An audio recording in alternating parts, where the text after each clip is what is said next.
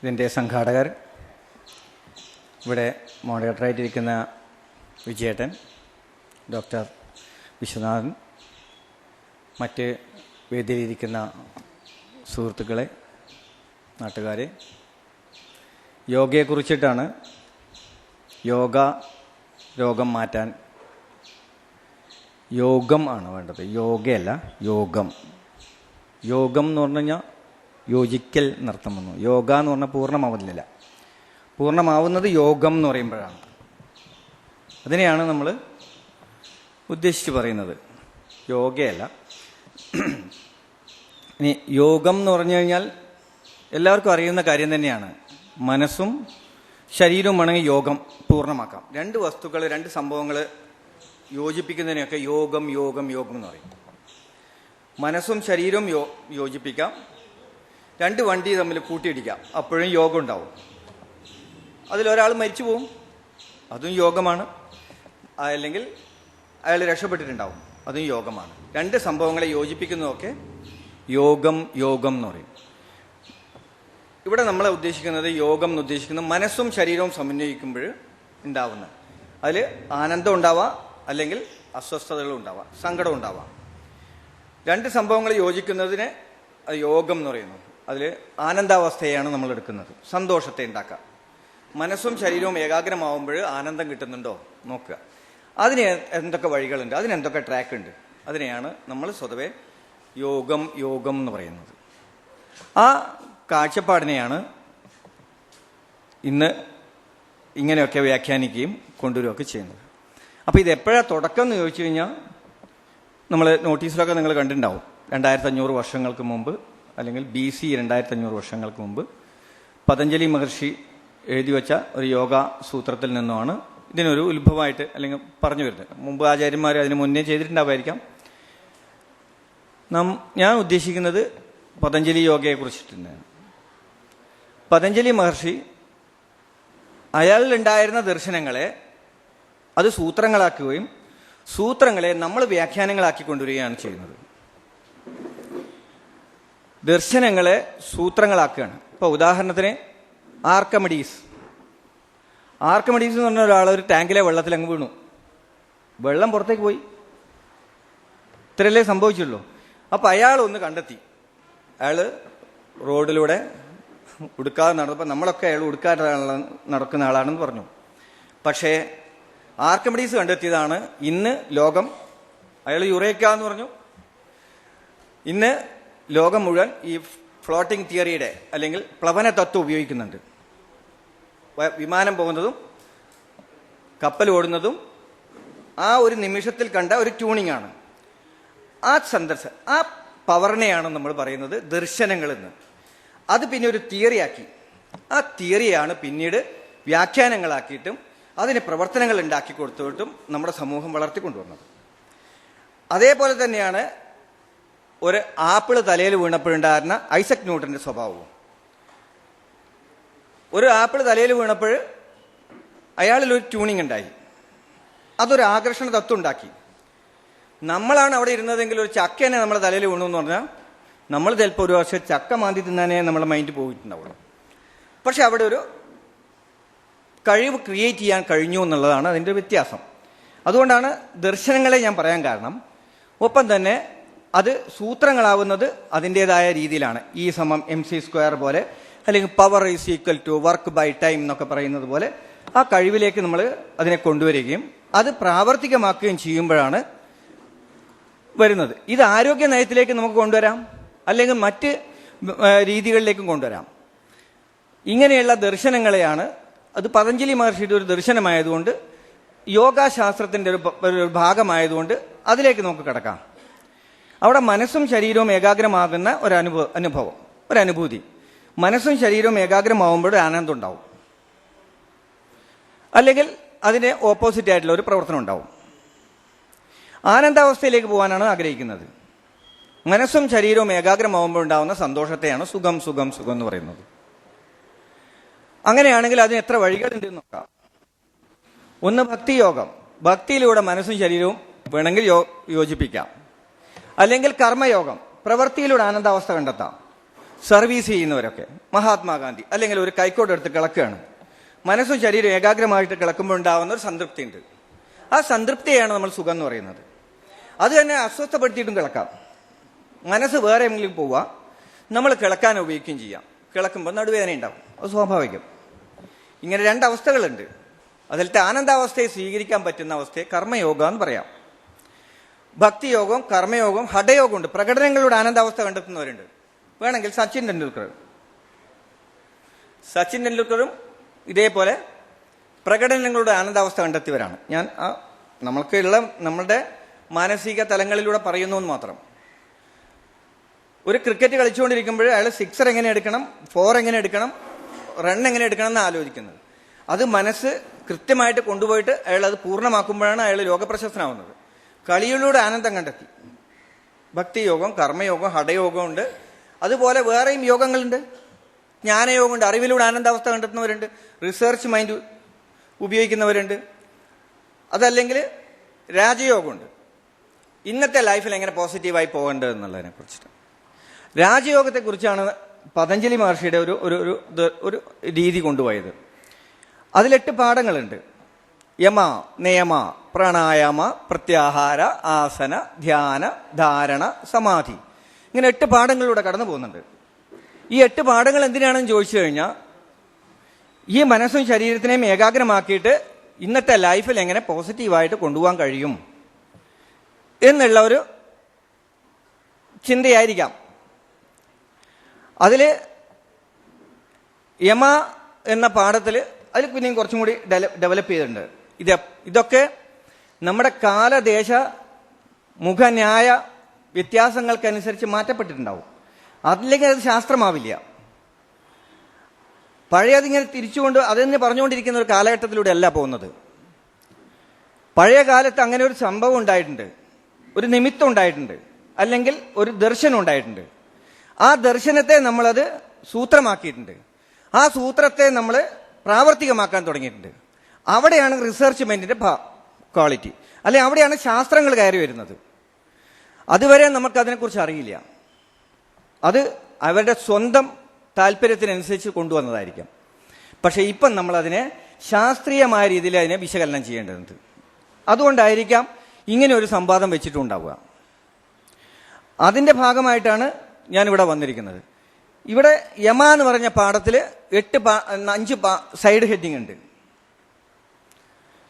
അഹിംസ, ആരെയും ഹിംസിക്കാതിരുന്നാൽ നല്ലത്. അപ്പോൾ ഒരു മനസ്സും ശരീരവും ഏകാഗ്രമാവുകയാണ് നമ്മൾ ആലോചിച്ച് നോക്കുക. സത്യം, സത്യം മാത്രം, നമ്മൾ നല്ലത് മാത്രം ആലോചിച്ചുകൊണ്ടിരിക്കുകയും സത്യം മാത്രം പറയുകയും ചെയ്യുമ്പോൾ ഉണ്ടാവുന്ന അനുഭൂതി. അഹിംസ, സത്യം, അസ്തേയം, അന്യന്റെ മുതൽ ആഗ്രഹിക്കാതിരിക്കുക. ഞാൻ എപ്പോഴും പറയുന്നതാണ്, ഒരു വീട്ടമ്മ അടുത്ത വീട്ടിലെ ഒരു മിക്സി വാങ്ങി. അപ്പൊ ഇപ്പുറത്തുള്ള വീട്ടമ്മയ്ക്ക് അസൂയ, അയ്യോ ഒരസ്വസ്ഥതയിലാണ്. അന്യന്റെ മുതൽ ആഗ്രഹിക്കാനുള്ളൊരു അവസ്ഥ. അതിനെ അഹിംസ, സത്യം, അസ്തേയം, ബ്രഹ്മചര്യം. ബ്രഹ്മചര്യം എന്ന് പറഞ്ഞാൽ ഇന്നത്തെ ലൈഫിൽ എങ്ങനെ പോസിറ്റീവായി ജീവിക്കാം, അല്ലെങ്കിൽ വാക്കുകൊണ്ടും പ്രവൃത്തി കൊണ്ടും മനസ്സുകൊണ്ടും അസ്വസ്ഥപ്പെടാതെ നമ്മൾ തന്നെ അതിനെ നേരെയാക്കിക്കൊണ്ട്, അല്ലെങ്കിൽ ഒരാളെ ഹലോ എന്ന് വിളിക്കുന്നതിന് പകരം ഇപ്പം നമ്മൾ കുട്ടികളൊക്കെ ചെയ്യുന്നൊരു കാര്യമാണ്, ഒരു അടിയം കൊടുത്തിട്ട് അല്ലെങ്കിൽ ഒരു പിച്ച് കൊടുത്തിട്ട് ഹായ് എന്ന് പറയുക. ഒരു അസ്വസ്ഥത ഉണ്ടാക്കിയിട്ട് അതിലൊരു സെഡേഷൻ ഉണ്ടാക്കുക. അങ്ങനെയാവാം, തെറ്റൊന്നുമില്ല. എങ്കിലും അഹിംസ, സത്യം, അസ്തേയം, ബ്രഹ്മചര്യം എന്ന് പറയുന്നത് ഏകദേശം അതാണ്. ബ്രഹ്മചര്യം, അപരിഗ്രഹം, അഹിംസ, സത്യം, അസ്തേയം, ബ്രഹ്മചര്യം, അപരിഗ്രഹം. അപരിഗ്രഹം എന്ന് പറഞ്ഞാൽ അത്യാവശ്യത്തിന് സമ്പാദിക്കുക. ഒരു സ്റ്റൂളുണ്ട്, അതിൻ്റെ മുകളിൽ ഇരിക്കാനായി, കർമ്മ അത് ഇരിക്കാനാണ്. അതൊരു സോഫാ സെറ്റ് വാങ്ങിക്കണം എന്ന് ആലോചിക്കുക. അപ്പോൾ ഒരു 5000 രൂപ കൊടുക്കണം. ആ 5000 രൂപ കൊടുക്കുന്ന സോഫാ സെറ്റിൻ്റെയും 50 രൂപ കൊടുത്തു വന്ന സ്റ്റൂളിൻ്റെയും കർമ്മം ഒന്നാണ്. പക്ഷേ സ്റ്റൂളിലൊരു ഈ പൂച്ച കയറിയിരുന്ന ഒരു കുഴപ്പമില്ല. 5000 രൂപ കൊടുത്തു സോഫയുടെ മുകളിലേക്ക് ഒരു പൂച്ച കയറിയിരിക്കുമ്പോൾ നമ്മൾ ഇറിറ്റേഷൻ തുടങ്ങും. അത്യാവശ്യത്തിന് സമ്പാദിക്കുമ്പോഴുണ്ടാവുന്ന ഇപ്പം നമ്മൾ കാണുന്നുണ്ടല്ലോ, ഒന്ന് ഈ നോട്ട് മാറിയപ്പോൾ തന്നെ നമ്മൾ അസ്വസ്ഥനാവുന്നത് ഈ തിയറി വെച്ചിട്ടായിരിക്കാം ചിലപ്പോൾ. അത്യാവശ്യത്തിന് സമ്പാദിക്കുമ്പോഴുള്ള ഒരു ആനന്ദമുണ്ട്. അതിനെയാണ് ഈ നിയമത്തിലെ കുറെ പാഠങ്ങളിലൂടെ കടന്നു പോകുന്നത്. അതൊക്കെ നമുക്ക് പ്രാവർത്തികമാക്കാൻ പറ്റിയാൽ നല്ലതാണ്. അത് അതിൻ്റെ രീതിയിൽ നമ്മൾ കൊണ്ടുപോകാൻ പറ്റുമോ നോക്കുക. ഓരോ ദിവസത്തിലും ഇതിൻ്റെ വ്യാഖ്യാനങ്ങൾ സ്വയം ഉണ്ടാക്കി പഠിക്കണം. എന്നിട്ടത് നമ്മുടെ ഈ ലൈഫിലേക്ക് കൊണ്ടുവരാൻ പഠിക്കണം. നിയമത്തിലും ഈ പാഠങ്ങളുണ്ട്. ശൗചം, സന്തോഷം, തപസ്, ഈശ്വര പ്രണിധാനം, സ്വാധ്യായം, അഹിംസ. ശൗചം എന്ന് പറഞ്ഞാൽ ക്ലീനിങ് പ്രോസസ്സ്. പല ക്ലീനിങ്ങും ഉപയോഗിക്കാം. കുളിക്കുന്നതും കാറ്റ് കൊള്ളുന്നതും ഒക്കെ അതിൻ്റെ ഭാഗമാണ്. അതിന് കൂടുതൽ യോഗാശാസ്ത്രത്തിലേക്ക് വരുമ്പോൾ മൂക്ക് കഴുകാനും മൂക്കിൻ്റെ ഉള്ളിലേക്കൂടെ ഒരു സൂത്രനേത്തി എന്ന് പറഞ്ഞിട്ട് നേത്തിക്രിയ എടുക്കാനും ഒക്കെ പഠിക്കും. അല്ലെങ്കിൽ വയറ് ഒരു 2-3 1 ലിറ്റർ വെള്ളം കുടിക്കുക, ഇളം ചൂടുള്ള ഉപ്പ് വെള്ളം. എന്നിട്ട് ഉദ്യാനബന്ധം ചെയ്യുക, വയറൊന്ന് അനക്കി കൊടുക്കുക. എന്നിട്ട് കക്കൂസിലിരുന്നാൽ ചിലപ്പോൾ വയറിളകി അങ്ങ് പോകും. സ്വാഭാവികം മാത്രമാണ്. അവിടെ എന്താണെന്ന് ചോദിച്ചു കഴിഞ്ഞാൽ ശരീരത്തിൻ്റെ ഒരു പ്രവർത്തനമുണ്ട്. അവിടെ ആ ശരീരത്തിൻ്റെ സ്വാഭാവിക പ്രവർത്തനത്തെ കൈകാര്യം ചെയ്യാമെന്ന് മാത്രമേ ഉള്ളൂ. അല്ലാതെ അനാവശ്യ പ്രവർത്തനത്തെ ഉണ്ടാക്കാനല്ല അത്. അതുകൊണ്ട് അതിനെ ആ രീതിയിലാണ് നമ്മൾ കാണേണ്ടത്. ശൗചം, സന്തോഷം. ഒരു സന്തോഷം എപ്പോഴും ഉണ്ടാവുന്നത് നല്ലതാണെന്ന്. ഈ ചുണ്ടിലൊരു പുഞ്ചിരി ഇടുക. അപ്പം നമ്മുടെ ഈ 17 മസിലുകളുണ്ടല്ലോ മുഖത്തെ, അതിലത്തെ 4 മസിലുകൾ ഏകദേശം പണിയെടുത്തു കഴിഞ്ഞാൽ നമ്മുടെ ശരീരം മുഴുവൻ ശാന്തമാവുമെന്നാണ് പറയുന്നത്. ഒരു ടെൻഷൻ അടിക്കുമ്പോഴും നമ്മൾ കുറേ സമയം ഒരു 10-100 മസിലുകൾ വലിഞ്ഞു മുറുക്കും. ഓ എന്തൊച്ചയാണ്, ഒന്ന് മിണ്ടല്ലേ ഓ എന്ന് പറയുമ്പോൾ ഉണ്ടാവുന്ന സ്ട്രെയിൻ, അതിനെ റിലീസ് ചെയ്യാൻ വേണ്ടിയിട്ട് ഒരു പക്ഷേ സന്തോഷത്തിന് സഹായിച്ചേക്കാം. സന്തോഷം. തപസ്, മനസ്സും ശരീരവും ഏകാഗ്രമാവുന്ന ഒരു അനുഭൂതിയെയാണ് തപസ് എന്ന് പറയുന്നത്. ഈശ്വര പ്രണിധാനം, നമ്മൾ ഈ പ്രപഞ്ചത്തിൻ്റെ താഴെയാണ് എന്നുള്ള സമർപ്പണ മനോഭാവം. പ്രപഞ്ചത്തിൻ്റെ താഴെയാണ്, അച്ഛൻ്റെ താഴെയാണ് മക്കള് എന്നുള്ള, അല്ലെങ്കിൽ ഏട്ടൻ ആരാണ്, അനിയൻ ആരാണ് എന്നുള്ള ആ ഒരു ചിന്താഗതിയിലൂടെ മനസ്സിനെ സമർപ്പിക്കുമ്പോഴുണ്ടാവുന്ന ഒരു അനുഭൂതിയെയാണ് ഉദ്ദേശിക്കുന്നത്. അതിനെയാണ് നമ്മൾ ഈശ്വര പ്രണിധാനം. വേണമെങ്കിൽ ഈശ്വരനെയും വേണമെങ്കിൽ പ്രാർത്ഥിക്കാം. ഈശ്വരൻ്റെ താഴെയാണെന്നുള്ള ബോധം നമുക്ക് ഉണ്ടാക്കിയെടുക്കാം. ആ ബോധത്തെയാണ് നമ്മൾ ഈശ്വര പ്രണിധാനം. സ്വാധ്യായം, ഞാൻ ആരാണ്, ഞാൻ എന്താണ്, ഞാൻ എന്തിനാണ്, ഞാൻ എവിടെയാണ് നിൽക്കേണ്ടത് എന്നുള്ള ആ ആത്മബോധത്തെയാണ് സ്വാധ്യായം എന്ന് പറയുന്നത്. ആ ബോധം നമ്മളിൽ ഉണ്ടായിരിക്കുക. നിയമങ്ങൾ പൂർണ്ണമായി കഴിഞ്ഞാൽ പ്രത്യാഹാരങ്ങൾ, ആഹാരം എന്ന് പറഞ്ഞാൽ എന്താണ്? ആഹരിക്കുന്നത് എന്തോ അതൊക്കെ ആഹാരം എന്ന് പറഞ്ഞു കഴിഞ്ഞാൽ സ്വീകരിക്കുക എന്നർത്ഥം. കണ്ണുകൊണ്ട് കാണുന്നത് ആഹാരമാണ്, മൂക്കുകൊണ്ട് ശ്വസിക്കുന്നത് ആഹാരമാണ്, ചെവി കൊണ്ട് കേൾക്കുന്നത് ആഹാരമാണ്, വായ കൊണ്ട് കഴിക്കുന്ന ആഹാരമാണ്, കൈ കൊണ്ട് സ്പർശിക്കുന്നത് ആഹാരമാണ്, പറയുന്നതും ആഹാരമാണ്. അത് ആഹാരം.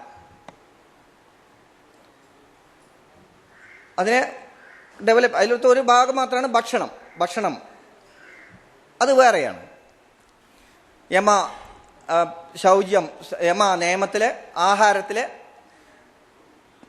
ഈ ക്വാളിറ്റിയിലൂടെ കടന്നു പോകാൻ പഠിക്കുക. അതിനൊക്കെ സുഖകരമായ അവസ്ഥയുണ്ടാവും. അതിലൊക്കെ ഒരു ആനന്ദം കണ്ടെത്താൻ പറ്റും.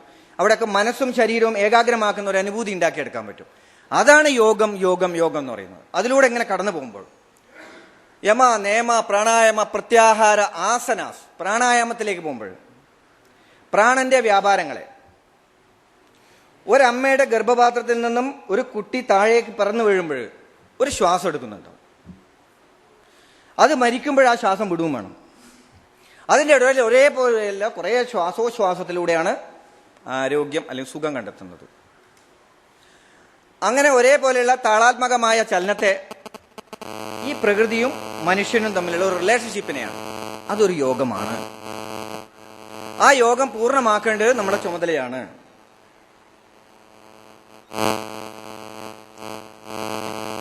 ആ യോഗം പൂർണ്ണമാക്കുമ്പോഴേ പൂർണ്ണത ഉണ്ടാവുന്നുള്ളൂ.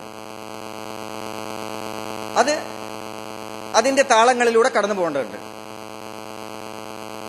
ആ പ്രാണായാമത്തിൽ തന്നെ പല ഭാഗങ്ങളായിട്ടുണ്ട്. ഒന്ന് അപാനവായു പോകുന്നുണ്ടാവും, കീഴ്ശ്വാസം പോകുന്നുണ്ടാവും, അതൊക്കെ ആ പ്രാണന്റെ വ്യാപാരങ്ങളിൽ പറഞ്ഞ കാര്യങ്ങളാണ്.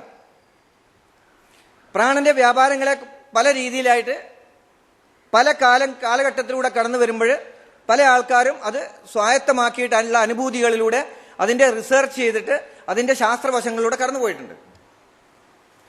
അതിലത്തെ ഒരു ഭാഗം നമുക്ക് വേണമെങ്കിൽ ഉപപ്രാണനെ കുറിച്ച്, പ്രാണൻ, അപാനൻ, വ്യാനൻ, ഉദാനൻ, സമാനൻ, ഇങ്ങനെ 5 പ്രാണനും അതിനെ കോർഡിനേറ്റ് ചെയ്തുകൊണ്ടുള്ള അല്ലെങ്കിൽ അതിനെ സപ്പോർട്ട് ചെയ്തുകൊണ്ടുള്ള 5 പ്രാണനും, കാകൻ, ഗഗൻ, ദേവദത്തൻ തുടങ്ങിയ ഒരു 5 പ്രാണനും.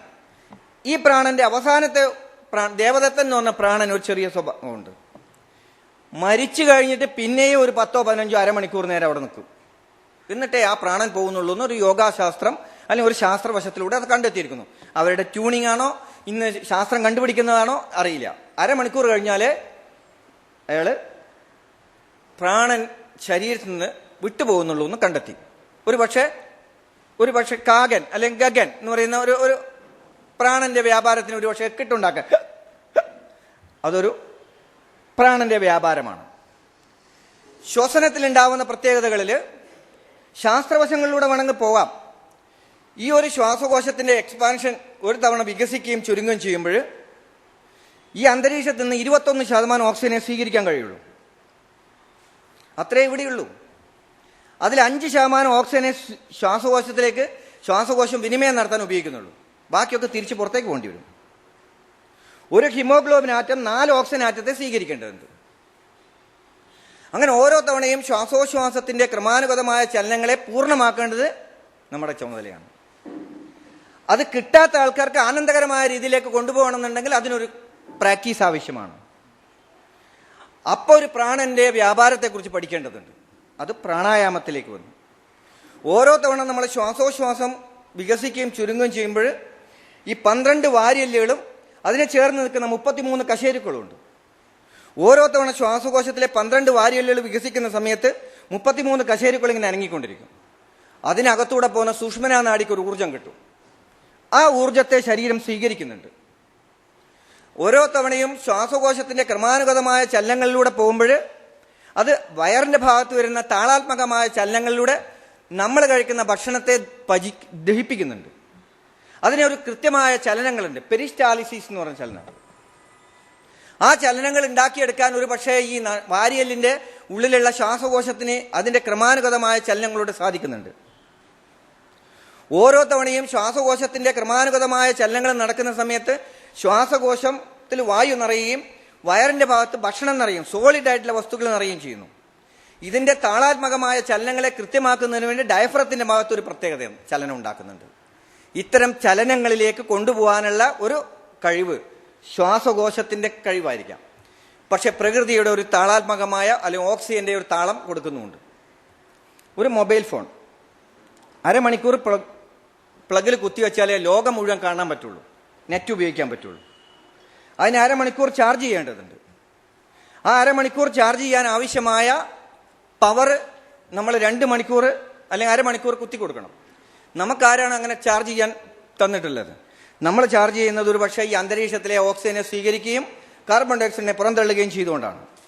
അല്ല എന്ന് തോന്നുന്നുണ്ടെങ്കിൽ കുറച്ചു നേരം മൂക്ക് അടച്ചു പിടിച്ചു നോക്കുക. അപ്പം അത് ചിലപ്പോൾ അസ്വസ്ഥതയിലേക്ക് പോയി. വെള്ളത്തിൽ വീണ കുട്ടി മരിച്ചു പോകുന്ന ഒരു കാരണം ഇതാണ്. ശ്വാസോച്ഛ്വാസം വേണ്ട വിധം എടുക്കാൻ പറ്റുന്നില്ല. പക്ഷെ മത്സ്യത്തിന് ആ പ്രശ്നമില്ല.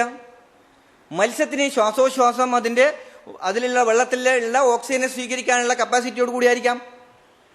മത്സ്യത്തിന്റെ ചെകിളയിൽ ഉണ്ടാവുന്ന ആ ശ്വാസറകളിലൂടെ അതിനെ കറക്റ്റ് ചെയ്യാൻ കഴിയുന്നുണ്ട്. നമ്മുടെ കുട്ടികൾക്ക് വായുവിനെ വലിച്ചെടുക്കാനേ കഴിയുന്നുള്ളൂ. ഇത് അതിൻ്റെ ഒരു കണക്ക് പറഞ്ഞു തന്നതാണ്.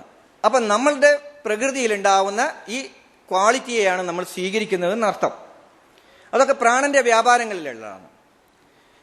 പ്രകൃതി, ശരീരം, മരങ്ങൾ, ഇത് തമ്മിലൊരു റിലേഷൻഷിപ്പ് ഉണ്ടാവും. ഒരു യോഗം പൂർണ്ണമാവുന്നുണ്ട്. ഈ പ്രകൃതിയിലുള്ള ഓക്സിജനെ സ്വീകരിക്കുന്നു, കാർബൺ ഡൈ ഓക്സൈഡിനെ പുറന്തള്ളുന്നു. മരങ്ങൾ കാർബൺ ഡൈ ഓക്സൈഡ് സ്വീകരിക്കുന്നു, ഓക്സിജനെ പുറന്തള്ളുന്നു. പ്രകൃതിയും മനുഷ്യനും മരങ്ങളും തമ്മിലൊരു റിലേഷൻഷിപ്പ് ഉണ്ട്. ഒരു യോഗം പൂർണ്ണമാവുന്നുണ്ട് അവിടെ. 2 സംഭവങ്ങൾ യോജിക്കുന്നത് പോലെ തന്നെ 3 സംഭവങ്ങളെയും യോജിപ്പിക്കുന്നു. അങ്ങനെ ശരീരത്തിലെ 9 സിസ്റ്റങ്ങളെയും യോജിപ്പിച്ചുകൊണ്ട് ഒരു ആനന്ദകരമായ അവസ്ഥയിലേക്ക് പോകുന്ന അവസ്ഥയാണ് യോഗം എന്നൊക്കെ പറയുന്നത്. യോജിപ്പിച്ച് അതിൻ്റെ സുഖം കണ്ടെത്തുക. പറ്റുമോ നോക്കുക, നമുക്കത് ആ യോഗ ചെയ്തു നോക്കാം, അങ്ങനെയൊക്കെ കിട്ടുമോ നോക്കുക. ഇങ്ങനെ പ്രാണന്റെ വ്യാപാരങ്ങളെ പറയാം.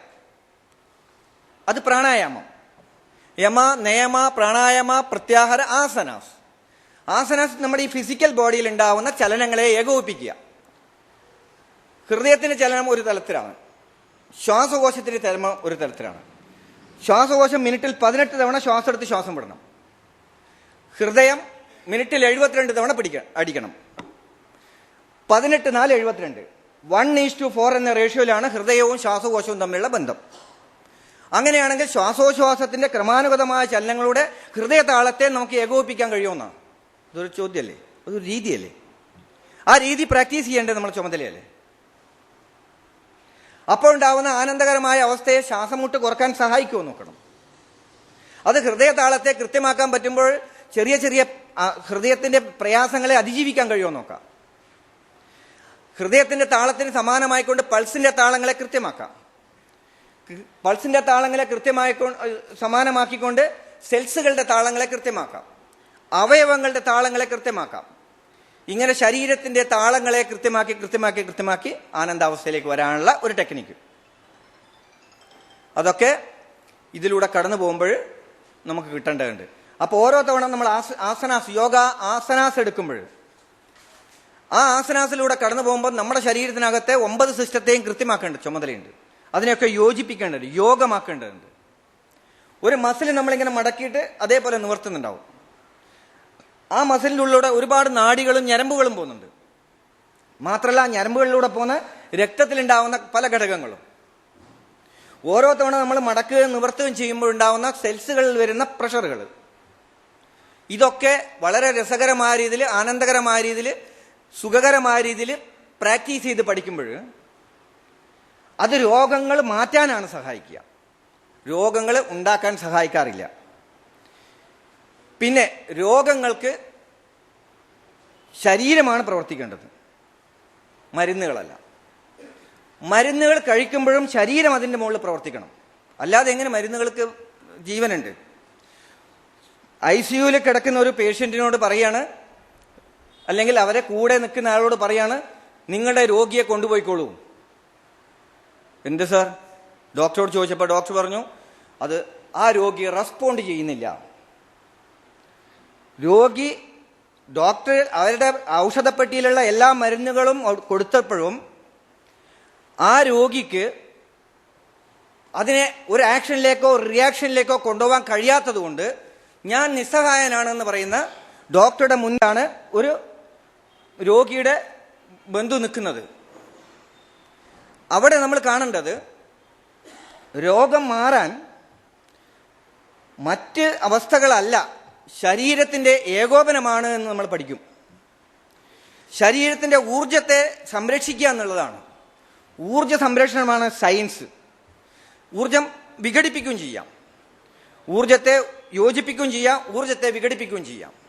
ഇത് രണ്ടും നമുക്ക് ചെയ്യാൻ കഴിയണം. ഫ്യൂഷനും ഡിഫ്യൂഷനും നമ്മൾ പഠിച്ചിട്ടുണ്ട്.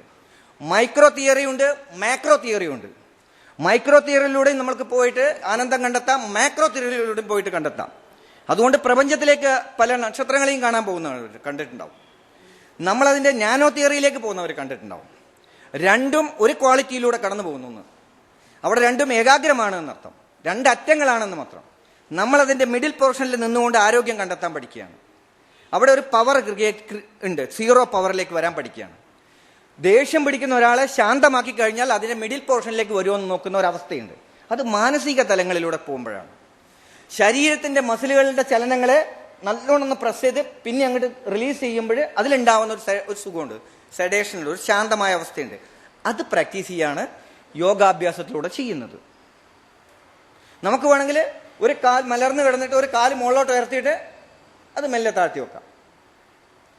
അപ്പോൾ ആ മസിലുകളിലെ ഏതാനും മസിലുകളെ മാത്രം പ്രവർത്തിച്ചുകൊണ്ട് ചെയ്യാം, അല്ലെങ്കിൽ ശരീരത്തിൻ്റെ മുഴുവൻ മസിലുകളും പ്രവർത്തിച്ചുകൊണ്ട് ചെയ്യാം. ഒന്നും കൂടി ഉദാഹരണം സഹിതം പറയുമ്പോൾ, ഒരു ശ്വാസം മുട്ടുള്ള ഒരാൾ, അയാൾ ശ്വാസം എടുത്ത് ശ്വാസം വിട്ടുകൊണ്ടിരിക്കുന്നു. അയാൾ കോണി കയറുമ്പോൾ അയാൾ വലിക്കാൻ തുടങ്ങി, വലിച്ചു വിടുന്നുണ്ടാവും. കാരണം അയാൾക്ക് ആ കോണി കയറുമ്പോൾ കോണി കയറാൻ സാധിച്ചില്ല, വല്ലാതെ വിഷമം. അപ്പം അയാൾ ഒരു യോഗക്കാരൻ്റെ അടുത്ത് പോവുകയാണ്. അപ്പം അയാൾ പറഞ്ഞു, നിങ്ങൾ ബ്രീത്ത് ചെയ്താൽ മതി. അയാൾ ശ്രദ്ധിച്ച് ബ്രീത്ത് ചെയ്യാൻ തുടങ്ങി. ശ്രദ്ധിച്ച് ബ്രീത്ത് ചെയ്യാൻ തുടങ്ങുമ്പോൾ അയാളുടെ ശരീരത്തിന്റെ സർവൈവിങ് പവർ അല്ലെങ്കിൽ അതിജീവന സ്വഭാവം അയാളിൽ നിന്ന് നടത്തുന്ന ഒരു പവറുണ്ട്. ശ്വാസകോശം വികസിക്കുന്ന സമയത്ത് ഡയഫ്രം താഴുകയും വയറ് വികസിക്കുകയും വേണം. വയറ് ചുരുങ്ങുന്ന സമയത്ത് ഡയഫ്രം ഉയരുകയും ശ്വാസം പുറത്തേക്ക് വിടുകയും ചെയ്യും. ആ ക്രമാനുഗതമായ ചലനത്തിൽ വരുന്ന താളപ്പഴയാണ് ശ്വാസം മുട്ടിന് ഒരു കാരണം. പല കാരണങ്ങളുണ്ടാവും, അതിലൊരു കാരണം അതായിരുന്നു.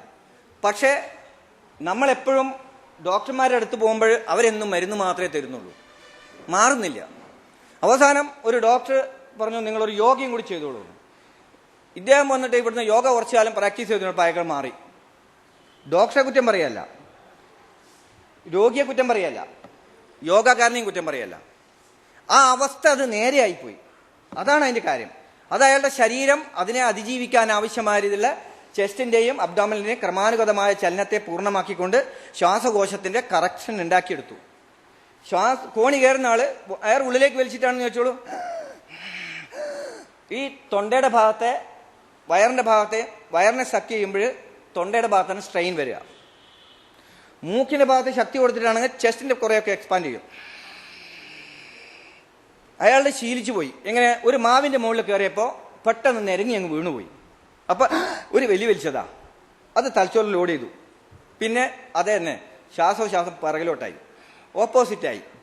വരാലോ, ഒരു കുട്ടി പെട്ടെന്ന് വെള്ളത്തിലേക്ക് വീണ ഉടനെ വേഗം അമ്മ വന്ന് എടുത്തു. ആ സമയത്തുണ്ടായിരുന്ന കുട്ടിയുടെ മുകളിലുണ്ടായിരുന്ന പ്രാണന്റെ അല്ലെങ്കിൽ ശ്വസനത്തിന്റെ ഒരു താളത്തെറ്റ്, അത് പിന്നെ കണ്ടിന്യൂ ചെയ്ത് കുറച്ചു കാലം കഴിഞ്ഞപ്പോൾ അയാൾക്ക് ഒരു ശ്വാസം മുട്ടായതാണ്. പിന്നെ ആ റിതമിക് ആയിട്ടുള്ള ചലനം തെറ്റിപ്പോയി. അത് കണ്ടിന്യൂ ചെയ്യുന്നതുകൊണ്ട് ലോവർ പോർഷനിൽ എക്സ്പാൻഷൻ ഇല്ല. ലോവർ പോർഷനിൽ എക്സ്പാൻഷൻ വരാതിരുന്നതോട് കൂടിയിട്ട് പ്രശ്നങ്ങൾ തുടങ്ങി.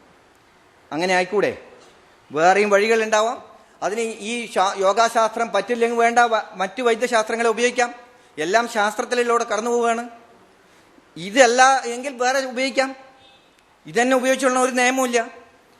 അത് ശ്വസനത്തിന്റെ കാര്യത്തിൽ അങ്ങനെ യോഗാഭ്യാസത്തിൽ ശ്വസനത്തിനെയും മസിലിന്റെ ക്രമാനുഗതമായ ചലനങ്ങളെയും കൊണ്ടുവരുമ്പോൾ മസിലിന്റെ ഉള്ളിലൂടെ പോകുന്ന നാഡികളിലും ഞരമ്പുകളിലും ഉണ്ടാവുന്ന ചെറിയ ചലനങ്ങളെ ആരോഗ്യകരമായ രീതിയിലേക്ക് തിരിച്ചു കൊണ്ടുവരാൻ കഴിയുന്നു എന്ന് പഠിച്ചു.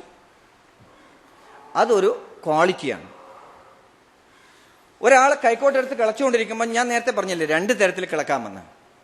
ഒന്ന് പ്രഷർ അപ്ലൈ ചെയ്തിട്ട് ചിലക്കാം, ഒന്ന് പ്രഷർ റെഡ്യൂസ് ചെയ്തിട്ട് കിളക്കാം. ഒരേപോലെ രണ്ടും ചെയ്യാൻ പറ്റും. നമ്മളിങ്ങനെ ഓടുകയാണ്, അതല്ലെങ്കിൽ കാലിങ്ങനെ ഓടുക, ഇങ്ങനെ ഓടുമ്പോൾ ഇങ്ങനെ ഓടാം. അതേ ആൾ തന്നെ ഇങ്ങനെ ഓടാം. നമ്മുടെ മസിലുകളെയും ചലനങ്ങളെയും ഒരേപോലെ നമ്മുടെ പ്രഷറിനനുസരിച്ചിട്ട്, നമ്മുടെ മനസ്സും ശരീരവും ഏകാഗ്രമാക്കുന്നതിനനുസരിച്ചിട്ട് ശാന്തമായ ചലനങ്ങളിലൂടെ രക്തസഞ്ചാരത്തെയും മസിലിന്റെ ചലനങ്ങളെയും അതുപോലെ നാഡികളുടെ ഉണർവിനെയൊക്കെ നേടിയെടുക്കാൻ കഴിയുമെന്നൊരു ശാസ്ത്രം അല്ലെങ്കിൽ ഒരു രീതി. ആ രീതിയെയാണ് നമ്മൾ യോഗാസനാസ് എന്ന് പറയുന്നത്. ആസനങ്ങളിലൂടെ കടന്നു പോകുമ്പോൾ അത് വിചാരിച്ചിട്ട് ഇങ്ങനെ വലിച്ച് മുറിച്ച് അങ്ങനെയൊന്നും ചെയ്യണമെന്ന് പറയില്ല. അത് ഹഠയോഗത്തിലെ വിദ്യകളാണ്. അവിടെ മനസ്സും ശരീരവും ഏകാഗ്രമാക്കി ഒരു എനർജി ക്രിയേറ്റ് ചെയ്യാൻ പറ്റുമോ നോക്കുന്നവരാണ്. നമുക്കറിയാം ഹഠയോഗത്തിന്റെ വിദ്യകൾ. 2 മുളംകുറ്റി കുഴിച്ചിട്ടിട്ട് ഒരു കമ്പി വലിച്ചു കെട്ടുക, എന്നിട്ട് അതിന്റെ മുകളിലെ കൂടെ ഒറ്റക്കാലിൽ ഇങ്ങനെ നടക്കുന്ന കണ്ടിട്ടില്ലേ? അവിടെ മനസ്സും ശരീരവും ഏകാഗ്രമാണ്. ആ ഏകാഗ്രമായ ചലനങ്ങളിലൂടെയാണ് അത് കൊണ്ടുവരുന്നത്. അല്ല എങ്കിൽ നമ്മളാണ് കയറിയതെങ്കിൽ നമ്മൾ താഴത്ത് വീണിട്ടുണ്ടാവും. അല്ലെങ്കിൽ ഉജ്ജ്വലം എന്ന് പറഞ്ഞിട്ടുള്ള TV കണ്ടില്ലേ? അതിലൊക്കെ മനസ്സും ശരീരവും ഏകാഗ്രം അർപ്പിച്ചുകൊണ്ട് ചെയ്യുന്നുണ്ട്. അവിടെ ഒരു ആനന്ദം കണ്ടിട്ടുണ്ട്. ബാക്കി എല്ലാവരും കൈയടിക്കുമ്പോൾ അയാൾ വീണ് പോയിട്ടുണ്ടെങ്കിൽ അയാൾ ഏകാഗ്രത തെറ്റുന്നു, അയാൾ മരിച്ചു പോയിട്ടുണ്ടാവും. അപ്പം നമുക്ക് ഒരാൾ സങ്കടമില്ല. നമ്മുടെ മനസ്സ് അങ്ങനെയാണ്. നമ്മൾ അതിന്റെ യോജിപ്പിക്കുന്ന മനസ്സും ശരീരവും ഏകാഗ്രമാക്കുന്നതിന്റെ സുഖം ആസ്വദിക്കുകയാണ് ചെയ്യുന്നത്. നമുക്കോ പറ്റുന്നില്ല. നോക്കുക, പഠിച്ചു നോക്കുക. ഇതൊക്കെ ആസനാസിന്റെ കുറെ കാര്യങ്ങളിലൂടെ കടന്നുപോയപ്പം ഞാൻ അത് ഇന്നത്തെ ലൈഫുമായിട്ട് അത് കണക്ട് ചെയ്തിട്ട് എങ്ങനെയാണ് എന്ന് നിങ്ങൾക്കൊരു വിഷൻ തന്നതാണ്. എൻ്റെ സമയമായോ? ഇല്ല. അതേപോലെ യമ, നേമ, പ്രാണായാമ, പ്രത്യാഹാര, ആസന, ധ്യാന, ധാരണ, സമാധി. ധ്യാനത്തിലേക്ക് പോകുന്നത് മനസ്സും ശരീരവും ഏകാഗ്രമാക്കിയിട്ട് 9 സിസ്റ്റത്തെയും പൂർണ്ണമാക്കിയിട്ട് അതിന്റെ ക്രമാനുഗതമായ ചലനങ്ങളിലൂടെ ഈ പ്രപഞ്ചവുമായിട്ട് കണക്ട് ചെയ്യാൻ പറ്റുമോ നോക്കുക. അപ്പോഴുണ്ടാവുന്ന ഒരു സുഖമുണ്ട്. ഇതൊന്നും വേണ്ട, വെറുതെ ഇങ്ങനെ ഒരു കുന്നിന്റെ മുകളിൽ ഇങ്ങനെ ഇരിക്കുക, അപ്പം നല്ലൊരു കാറ്റിങ്ങനെ വരും, അപ്പോഴുണ്ടാവുന്ന ഒരു സുഖം. അത് വായുവിലൂടെ ഉണ്ടാവുന്നതാണ്. അങ്ങനെ പഞ്ചഭൂതങ്ങളിലൂടെയാണ് ശരീര എനർജി പൂർണ്ണമാക്കുന്നത്. അതിൻ്റെ ആ ഒരു പവർ പൂർണ്ണമാക്കാൻ പഠിക്കുകയാണ് നമ്മൾ ചെയ്യുന്നത് ധ്യാനത്തിലൂടെ. കോസ്മിക് എനർജിയെ കോൺഷ്യസ് എനർജിയുമായിട്ട് ട്യൂൺ ചെയ്യുമ്പോൾ ലൈഫ് ഉണ്ടാവും. ഈ പ്രപഞ്ച ചൈതന്യങ്ങളുണ്ടല്ലോ, മണ്ണ്, വെള്ളം, വായു, ആകാശം, സൂര്യപ്രകാശം അല്ലെങ്കിൽ ചൂട്, ഈ ഘടകങ്ങളൊക്കെ ഈ കോൺഷ്യസ് എനർജിയെ ട്യൂൺ ചെയ്തിട്ട് വളർത്താൻ സഹായിക്കുന്നുണ്ട്. അത് നമ്മളിലും ഒരു ചെറുപയർ വിത്തിലും ഒക്കെ അങ്ങനെ. ഒരു ചെറുപയർ വിത്തിന്റെ ഉള്ളിൽ ഒരു മുകുളം കാണാം, ആ ഫുഡ് വെച്ചിട്ട് അതിനകത്ത്, അല്ലെങ്കിൽ ഒരു തേങ്ങ, അതിൻ്റെ ഉള്ളിൽ ഒരു ചെറിയ മുകുളം ഉണ്ടാവും. അതൊരു ജീവന്റെ സത്താണ്. അത് നമ്മൾ വെള്ളത്തിലിട്ട് കഴിഞ്ഞാൽ മുളക്കാൻ തുടങ്ങും. അത് പിന്നെ മണ്ണിലിട്ടാൽ കുറച്ചും കൂടി മുളക്കും. പിന്നെ അത് സൂര്യപ്രകാശം കൂടി കിട്ടാൽ ഇലകൾ വരാൻ തുടങ്ങും. അപ്പോൾ ആവശ്യമുള്ള പോഷകങ്ങൾ വലിച്ചെടുത്ത് അത് വളരുന്ന സമയത്ത് ഈ സ്പേസ് ഉപയോഗിക്കുകയും ചെയ്യും. അങ്ങനെ ചൂട്, തണുപ്പ്, വെയിൽ കൊണ്ട് ഒരു ചെടി വളരുന്നത് എങ്ങനെയാണോ അതേപോലെ തന്നെയാണ്. അല്ലെങ്കിൽ തിയറി ഉണ്ടാവില്ല, അല്ലെങ്കിൽ തിയറി അല്ല, ഇത് ശാസ്ത്രമല്ല എന്ന് പറയും. അതേ തിയറി തന്നെയാണ് ശരീരവും ഉപയോഗിക്കുന്നത്. വെള്ളത്തിന്റെ 80% നമ്മുടെ ശരീരത്തിനകത്ത് വെള്ളം ഉപയോഗിക്കേണ്ടതുണ്ട്. ചിലപ്പം വേരിയേഷൻ ഉണ്ടായേക്കാം, എന്നാലും ഏകദേശം അത്ര വേണം. മിനറൽസുകൾ നമ്മുടെ ശരീരത്തിന് ആവശ്യമുണ്ട്, അത് തന്നെ ഭൂമിയിലുണ്ട്. അതേപോലെ തന്നെ നമ്മുടെ ശരീരത്തിനകത്ത് വായുവിന്റെ സഞ്ചാരം വേണം. അതേപോലെ തന്നെ ഈ സ്പേസും വേണം. ഈ സ്പേസ് ഇല്ലെങ്കിലാണല്ലോ ഗ്യാസ് ഫോം ചെയ്തിട്ട് പ്രശ്നങ്ങൾ ഉണ്ടാവുന്നത്. ഒരു സ്പേസ് അവിടെ ക്രിയേറ്റ് ചെയ്യുന്നുണ്ട്, അതല്ലെങ്കിൽ പ്രശ്നങ്ങൾ ഉണ്ടാവും. അല്ലെങ്കിൽ തലയുടെ ഭാഗത്ത് സൈനസ് ഏരിയലുകൾ ഇതൊക്കെ നിറഞ്ഞു നിൽക്കുന്നത് നമുക്കറിയാവുന്നതാണ്. ഇങ്ങനെയുള്ള ചലനങ്ങൾ ഉണ്ടാക്കാൻ ഒരു സ്പേസും വേണം. ഈ പഞ്ചഭൂതങ്ങളിലൂടെയാണ് നമ്മൾ ശരീരം പോകുന്നത്. അതിനെ ഏകോപിപ്പിച്ചിട്ട്, അതിനെ എൻജോയ് ചെയ്യിപ്പിച്ചിട്ട്, സുഖിപ്പിച്ചിട്ട്, അതിനെ സുഖം പൂർണ്ണമായിട്ട് കാണാൻ പറ്റുന്നുണ്ടോ നോക്കുക. നമ്മളിവിടെ ഇങ്ങനെ ഇരിക്കുന്നുണ്ട്, കുറച്ചു നേരം ഇരുന്നിട്ട് ഈ അന്തരീക്ഷത്തിന്റെ താപനിലയെ ശ്രദ്ധിക്കുക. അപ്പോൾ ഈ അന്തരീക്ഷത്തിന്റെ താപനില ഈ തൊലിപ്പുറത്ത് തട്ടിയിട്ട് അതിന്റെ അതാത് സമയത്തുള്ള ആ ചൂടിന്റെ വ്യാപാരങ്ങളെ മനസ്സിലാക്കാൻ പറ്റും. നമ്മുടെ ശരീരത്തിന്റെ ചൂട് അങ്ങോട്ട് പോയിട്ട് ഈ അന്തരീക്ഷം തണുപ്പിങ്ങോട്ട് കയറി വരുന്നുണ്ടാവും. എന്നിട്ട് ഇങ്ങനെ വിനിമയം നടത്തി ന്യൂട്രലാവാൻ പറ്റും. അങ്ങനെ ഒരു ശരീരത്തിന്റെ ഒരു കഴിവുണ്ട്, നാഡികളുടെ ഒരു ചലനമാണത്. പക്ഷേ നിങ്ങൾ ഒരു പക്ഷെ ആയുർവേദ ചികിത്സയിൽ പോയിട്ട് തലയിൽ എണ്ണ വെച്ച് കഴിഞ്ഞാൽ മുടി വളരും എന്ന് പറയുന്നത് ഒരു പക്ഷേ ശരിയായിക്കൊള്ളുന്നില്ല. എനിക്കത് അത്ര അംഗീകരിക്കാൻ പറ്റിയിട്ടില്ല. അങ്ങനെയാണ് കൈ വെള്ളത്തിൽ മുക്കി വെച്ചാൽ പിന്നെ വെള്ളം കുടിക്കേണ്ട പണിയില്ലല്ലോ. നമ്മുടെ ശരീരത്തിനകത്തേക്ക് തൈലം കയറാനുള്ള ഒരു സംവിധാനമില്ല, കയറി പോകാനുള്ള ഒരു സിസ്റ്റമില്ല. ശരീരത്തിനകത്തുള്ള വെള്ളം വേർപ്പായിട്ട് പുറത്തേക്ക് വരാനുള്ള ഒരു സിസ്റ്റമുണ്ട്. അതുകൊണ്ട് തൈലം തേച്ചിട്ട് കുളിക്കുമ്പോൾ ചിലപ്പോൾ അത് കിട്ടിക്കൊള്ളുന്നില്ല. തൈലം തേച്ചിട്ട് നമ്മൾ തേച്ച് കഴിഞ്ഞാൽ മേലെ ഒരു ഫ്ലെക്സിബിലിറ്റി ഉണ്ടാക്കാൻ സഹായിക്കും. അല്ലെങ്കിൽ ഈ സ്കിന്നിന്റെ ഉള്ളിലുള്ള സെബേഷ്യസ് ഗ്ലാൻഡിൽ നിന്നുള്ള എണ്ണമയം പുറത്തേക്ക് പോകുന്നത് അവിടെ നിന്ന് പോവാതിരിക്കും. അപ്പോൾ ഉള്ളിലുള്ളൊരു മസിലുകൾക്ക് ഒരു അയവ് കിട്ടാൻ സഹായിച്ചേക്കും. അല്ലാതെ ഒരിക്കലും തൈലം ഉള്ളിലേക്ക് കയറി പോകാൻ പാടില്ല. അപ്പം അങ്ങനെ ഒരു സിസ്റ്റം ഉണ്ടെങ്കിൽ പിന്നെ നമ്മൾ കുറേ സമയം സാമ്പാറിൽ കിടന്നാൽ മതി, സാമ്പാർ കുടിക്കേണ്ട പണിയില്ല. പക്ഷെ അങ്ങനെ ഒരു സിസ്റ്റം ബോഡിക്ക് ഇല്ലാത്തതുകൊണ്ട് അത് നമ്മളെങ്ങനെ അംഗീകരിക്കാൻ പറ്റും? അത് യോഗാശാസ്ത്രത്തിൽ കാണാനുമില്ല. അപ്പോൾ പ്രാണന്റെ ധ്യാന സമയത്ത് നമ്മളെ ശരീരവും മനസ്സും പ്രകൃതിയുമായിട്ട് ലയിപ്പിക്കാൻ പറ്റുമോ നോക്കുക, വേർപെടുത്താൻ പറ്റുമോ നോക്കാം. രണ്ടും ധ്യാനമാണ്. ഈ മനസ്സും ശരീരവും വേർപെട്ടിട്ട് ആത്മാവിനെ വേണമെങ്കിൽ സ്വതന്ത്രമാക്കാം. അല്ലെങ്കിൽ നമ്മുടെ ശരീരത്തിനകത്തുള്ള ഒരു പ്രഷറിനെ, ഒരു എനർജിയെ വേണമെങ്കിൽ പ്രകൃതിയിലേക്ക് വിട്ടുകൊടുക്കാം. അങ്ങനെയാണല്ലോ നമ്മൾ ലോകപ്രശസ്തരാവുന്നതൊക്കെ. സർവീസ് ചെയ്ത് എനർജി ക്രിയേറ്റ് ചെയ്ത് ലോകം മുഴുവൻ നിറഞ്ഞു നിൽക്കും. അപ്പോൾ അവർ പറയും, ദാ ലോകത്തിൽ അഭിമാനമായിരിക്കുന്നു എന്ന് പറയും. ഇതൊക്കെ നമ്മളിലേക്ക് തന്നെ ഒതുക്കി വെച്ച് നമ്മളൊരു വലിയ ബോംബായിട്ട് വല്ല ഫാനിനോ മറ്റോ കെട്ടി തൂങ്ങി അങ്ങ് മരിക്കുകയും ചെയ്യും. അപ്പോഴും നമ്മൾ എനർജി ക്രിയേറ്റ് ചെയ്യും, ഈ എനർജി വേർപെട്ട് പോകും. രണ്ടു തരത്തിലും മരിക്കാം നമുക്ക്. നമ്മുടെ ശരീരത്തിലെ സുഖത്തിനെ അല്ലെങ്കിൽ ആത്മാവിനെ, സുഖം എന്ന് പറഞ്ഞു കഴിഞ്ഞാൽ ഒരു ഭാഗം മാത്രമേ ആവുള്ളൂ. അതുകൊണ്ടാണ് ആത്മാവ് എന്ന് ഞാൻ പറഞ്ഞത്. ദുഃഖവും സുഖവും ചേർന്നിരിക്കുന്ന ഒരു അനുഭൂതി ഉണ്ടല്ലോ, ആ അനുഭൂതിയാണ് ഞാൻ ആത്മാവ് എന്ന് ഞാൻ പറയുന്നത്. മനസ്സും ശരീരം ഏകാഗ്രമാവുണ്ടാവുന്ന ആ ആത്മാവിനെ വേർപെടുമ്പോൾ, സ്വതന്ത്രമാവുമ്പോഴും ഒരു ആനന്ദം ഉണ്ടാവും. അതുപോലെ തന്നെ യോജിക്കുമ്പോഴും ഒരു ആനന്ദം ഉണ്ടാവും. ആ ആനന്ദത്തെയാണ് നമ്മൾ ധ്യാനം എന്ന അർത്ഥത്തിലൂടെ കൊണ്ടുപോകേണ്ടത്. അല്ലെങ്കിൽ ഇന്നത്തെ ലൈഫിൽ അല്ലെങ്കിൽ അതിൻ്റെ സയൻസിലൂടെ കടന്നു പോകാൻ കഴിയില്ല. അങ്ങനെ തന്നെയാണ് നമ്മൾ പോയിക്കൊണ്ടിരിക്കുന്നത്. പിന്നെ ധാരണ എന്ന് പറഞ്ഞു കഴിഞ്ഞാൽ വരാൻ പോകുന്ന കാര്യങ്ങളും കഴിഞ്ഞു പോയ കാര്യങ്ങളും ഈ നിമിഷത്തെ കാര്യങ്ങളും, പാസ്റ്റ്, പ്രസന്റ്, ഫ്യൂച്ചർ 3 കാലങ്ങളെയും സമന്വയിപ്പിച്ചുകൊണ്ട് ആനന്ദകരമായിട്ട് ജീവിക്കാനുള്ള കഴിവിനെയാണ് നമ്മൾ ഈ ധാരണ എന്ന് പറയുന്നത്. കോൺഷ്യസ് മൈൻഡും സബ് കോൺഷ്യസ് മൈൻഡും സ്പിരിച്വൽ മൈൻഡും നോൺ മൈൻഡും 4 തരത്തിലുള്ള മൈൻഡിനെ നമുക്ക് പ്രധാനമായിട്ട് കാണാം. ഒന്ന് conscious mind, 2 sub conscious mind, ഉപബോധ മനസ്സ്. ബോധമനസ്സിനെ ഡൊമിനേറ്റ് ചെയ്ത് കഴിഞ്ഞാൽ ഉപബോധ മനസ്സിനെ ഡൊമിനേറ്റ് കഴിഞ്ഞാൽ ബോധ മനസ്സുണ്ടാവുമായിരിക്കും. അല്ലെങ്കിൽ ബോധ മനസ്സിൽ നിന്നും മാറിക്കഴിഞ്ഞാൽ അത് ഉപബോധ മനസ്സായി. ഉപബോധ മനസ്സ് ഡൊമിനേറ്റ് ചെയ്ത് കഴിഞ്ഞാൽ ബോധ മനസ്സ് കിട്ടില്ല. എന്നിട്ട് നമ്മൾ ടെൻഷൻ അടിച്ച് നടക്കുന്നു എന്ന് പറയാറില്ലേ? അതൊക്കെ ഈ കാര്യങ്ങളിലൂടെയാണ്. അതൊക്കെ മെഡിറ്റേഷൻ മൂഡിലൂടെ അതിനെയൊക്കെ ഏകാഗ്രമാക്കുകയും മനസ്സും ശരീരവും ഏകാഗ്രമാക്കുകയും ചെയ്തുകൊണ്ട് അത് ചെയ്യാൻ സാധിക്കാറുണ്ട്.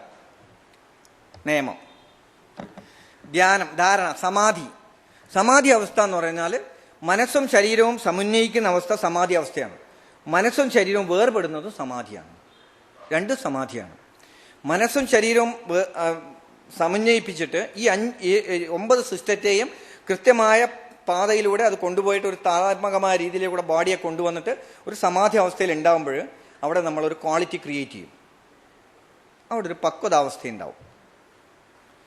എല്ലാം അറിഞ്ഞുകൊണ്ട് എല്ലാം മനസ്സിലാക്കിക്കൊണ്ട് ആവശ്യത്തിന് മാത്രം കൃത്യമായ രീതിയിലൂടെ കടന്നു പോകുന്ന ഒരു സമാധി അവസ്ഥയുണ്ടല്ലോ. അവർക്കാണ് കുറെ ദർശനങ്ങളൊക്കെ കിട്ടിക്കൊണ്ടിരിക്കുക. ആ സമാധി അവസ്ഥയിലേക്ക് കൊണ്ടുവരാം. അല്ലെങ്കിൽ ഈ മനസ്സും ശരീരം വേർപെടുത്തിയിട്ട് അങ്ങനെയും സമാധി അവസ്ഥയെ കൊണ്ടുവരാം. അതാണ് ഈ സമാധി. അപ്പൊ 7 പാഠങ്ങളെ കഴിയുമ്പോൾ 8ാമത്തെ പാഠത്തിലേക്ക് കടന്ന ഒരു സമാധി അവസ്ഥയുണ്ട്, ഒരു പക്വതാവസ്ഥയിലേക്ക് വരും. അതിലത്തെ ഒരു 4 ഘടകങ്ങൾ മെന്റലി മാനസിക തലങ്ങളെ പൂർണ്ണമാക്കാൻ സഹായിക്കുമെങ്കിൽ ഒരു 4 തലങ്ങള് ശാരീരിക തലങ്ങളെ നേരെയാക്കാൻ സഹായിക്കുന്നതാണ്. ഈ 8 പാഠങ്ങളിലൂടെ കടന്നു പോകുമ്പോൾ നമ്മൾ യോഗം പൂർണ്ണമാക്കും. അത് പതഞ്ജലി യോഗാസൂത്രത്തിലൂടെ കൊണ്ടുവന്നതാണ്. ഒരു പക്ഷെ പതഞ്ജലി ഇങ്ങനെയൊന്നും കൊണ്ടുവന്നിട്ടുണ്ടാവില്ല. അത് പിന്നീടുള്ള ആൾക്കാർക്ക് മനസ്സിലാവുന്ന ഭാഷയിലൂടെ കടന്നു വന്നപ്പോൾ ഇതിങ്ങനെയൊക്കെ ആയിരിക്കാം. സ്വാത്മാരാമന്റെ ഹഠയോഗ പ്രദീപിക അങ്ങനെ ആയിരിക്കാം. അല്ലെങ്കിൽ വാഗ്ഭടന്റെ യോഗാശാസ്ത്രത്തിലൂടെ കടന്നു വന്നത് ആ രീതിയിലൂടെ ആയിരിക്കാം. അല്ലെങ്കിൽ അതിനുശേഷം ഇങ്ങോട്ട് വന്ന ശിവാനന്ദനെ പോലെയുള്ള അല്ലെങ്കിൽ വിഷ്ണുദേവാനന്ദനെ പോലെയുള്ള കുറെ സന്യാസിമാരിലൂടെ കടന്നു വന്നിട്ടുണ്ട്. അവരൊക്കെ ഇതിനെക്കുറിച്ച് കുറെ സ്റ്റഡി ചെയ്ത് കൊണ്ടുവന്നതായിരിക്കാം. അങ്ങനെയൊക്കെ ഇവിടെ എത്തിയിട്ടുണ്ടാവും. എടുക്കുമ്പോൾ നമ്മൾ ഒരു കാര്യം ശ്രദ്ധിക്കുക, ശരീരം എൻ്റെതാണെന്നും എൻ്റെ ശരീരമാണ് പ്രവർത്തിക്കുന്നതെന്നും. ഒരിക്കലും രോഗങ്ങൾക്ക് ശരീരവും മനസ്സും അല്ലാതെ വേറെ ഒന്ന് പ്രവർത്തിക്കണമെങ്കിൽ സാധിക്കില്ല. അത് ശരീരത്തിന്, പിന്നെ പ്രപഞ്ചത്തിന് പറ്റും, പ്രപഞ്ചത്തിലെ പഞ്ചഭൂതങ്ങൾക്ക് പറ്റും നമ്മളെ സ്വാധീനിക്കാൻ. അല്ലാതെ വസ്തുക്കൾക്ക് നമ്മുടെ ശരീരത്തിൽ സ്വാധീനിക്കാൻ കഴിവില്ല. ശരീരം അതിൻ്റെ മുകളിലാണ് സ്വാധീനിക്കുന്നത്. അത് നമ്മളെപ്പോഴും ഓർമ്മിക്കുക. അതുകൊണ്ട് നമ്മളൊരു ജൈവ ഗുണസമ്പത്തുള്ളതിനെ സ്വീകരിക്കാൻ പറ്റും. അതുകൊണ്ടാണ് നമ്മൾ മരുന്നുകൾ കഴിക്കുന്ന ഒരു പ്രധാന കാരണം. നമ്മുടെ ഈ ഇവിടുത്തെ എല്ലുണ്ടല്ലോ, ഈ എല്ലൊക്കെ കൊണ്ടുവന്നത് നീറ്റ ജലാറ്റിൻ എന്ന് പറഞ്ഞ കമ്പനിയുണ്ട് ചാലക്കുടിയിൽ. ഈ എല്ല് മുഴുവൻ ഇവിടുന്ന് കൊണ്ടുപോയിട്ട് അവിടെ കൊണ്ടുപോയിട്ട് അത് 7 ക്വാളിറ്റി ഏത് വെള്ളത്തിലൂടെ കടന്നു പോകുമ്പോൾ അതെന്ത് ചെയ്യുന്നറിയോ? ഫൈബർ നാരുകളാവും. ആ ഫൈബർ നാരുകളിലെ 10ാമത്തെയോ 7ാമത്തെയോ മറ്റോ പ്രൊഡക്ഷനാണ് ക്യാപ്സ്യൂളുകൾ ഉണ്ടാക്കാൻ ഉപയോഗിക്കുന്നത്.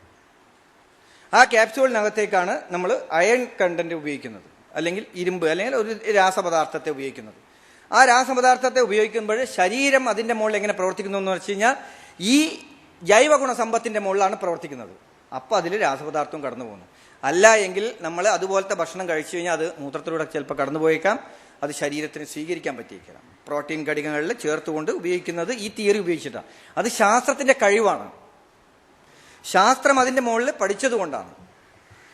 അങ്ങനെയുള്ള ജൈവ ഗുണസമ്പത്തുള്ളതിനെയാണ് നമ്മൾ സ്വീകരിക്കുന്നത്. ഒരു നല്ല ഒരു ഇല, ഒരു അസുഖം മാറാൻ ആവശ്യമായ ഒരു മരുന്ന്, രണ്ടും എടുത്തിട്ട് ഒരാളെ മുമ്പിൽ കൊണ്ടുപോയിട്ട് ഇത് ഒരു ക്യാൻസർ ആണെന്ന് വിചാരിക്കാം. വെറുതെ ഒരു ഉദാഹരണം പറയാണ്. ഇത് ക്യാൻസറിന് മരുന്നാണ്, ഇത് ക്യാൻസറിന് മരുന്നാണ്. കൊണ്ടുപോയാൽ ആ ഇല ഒന്ന് കടിച്ചു നോക്കണം തോന്നും.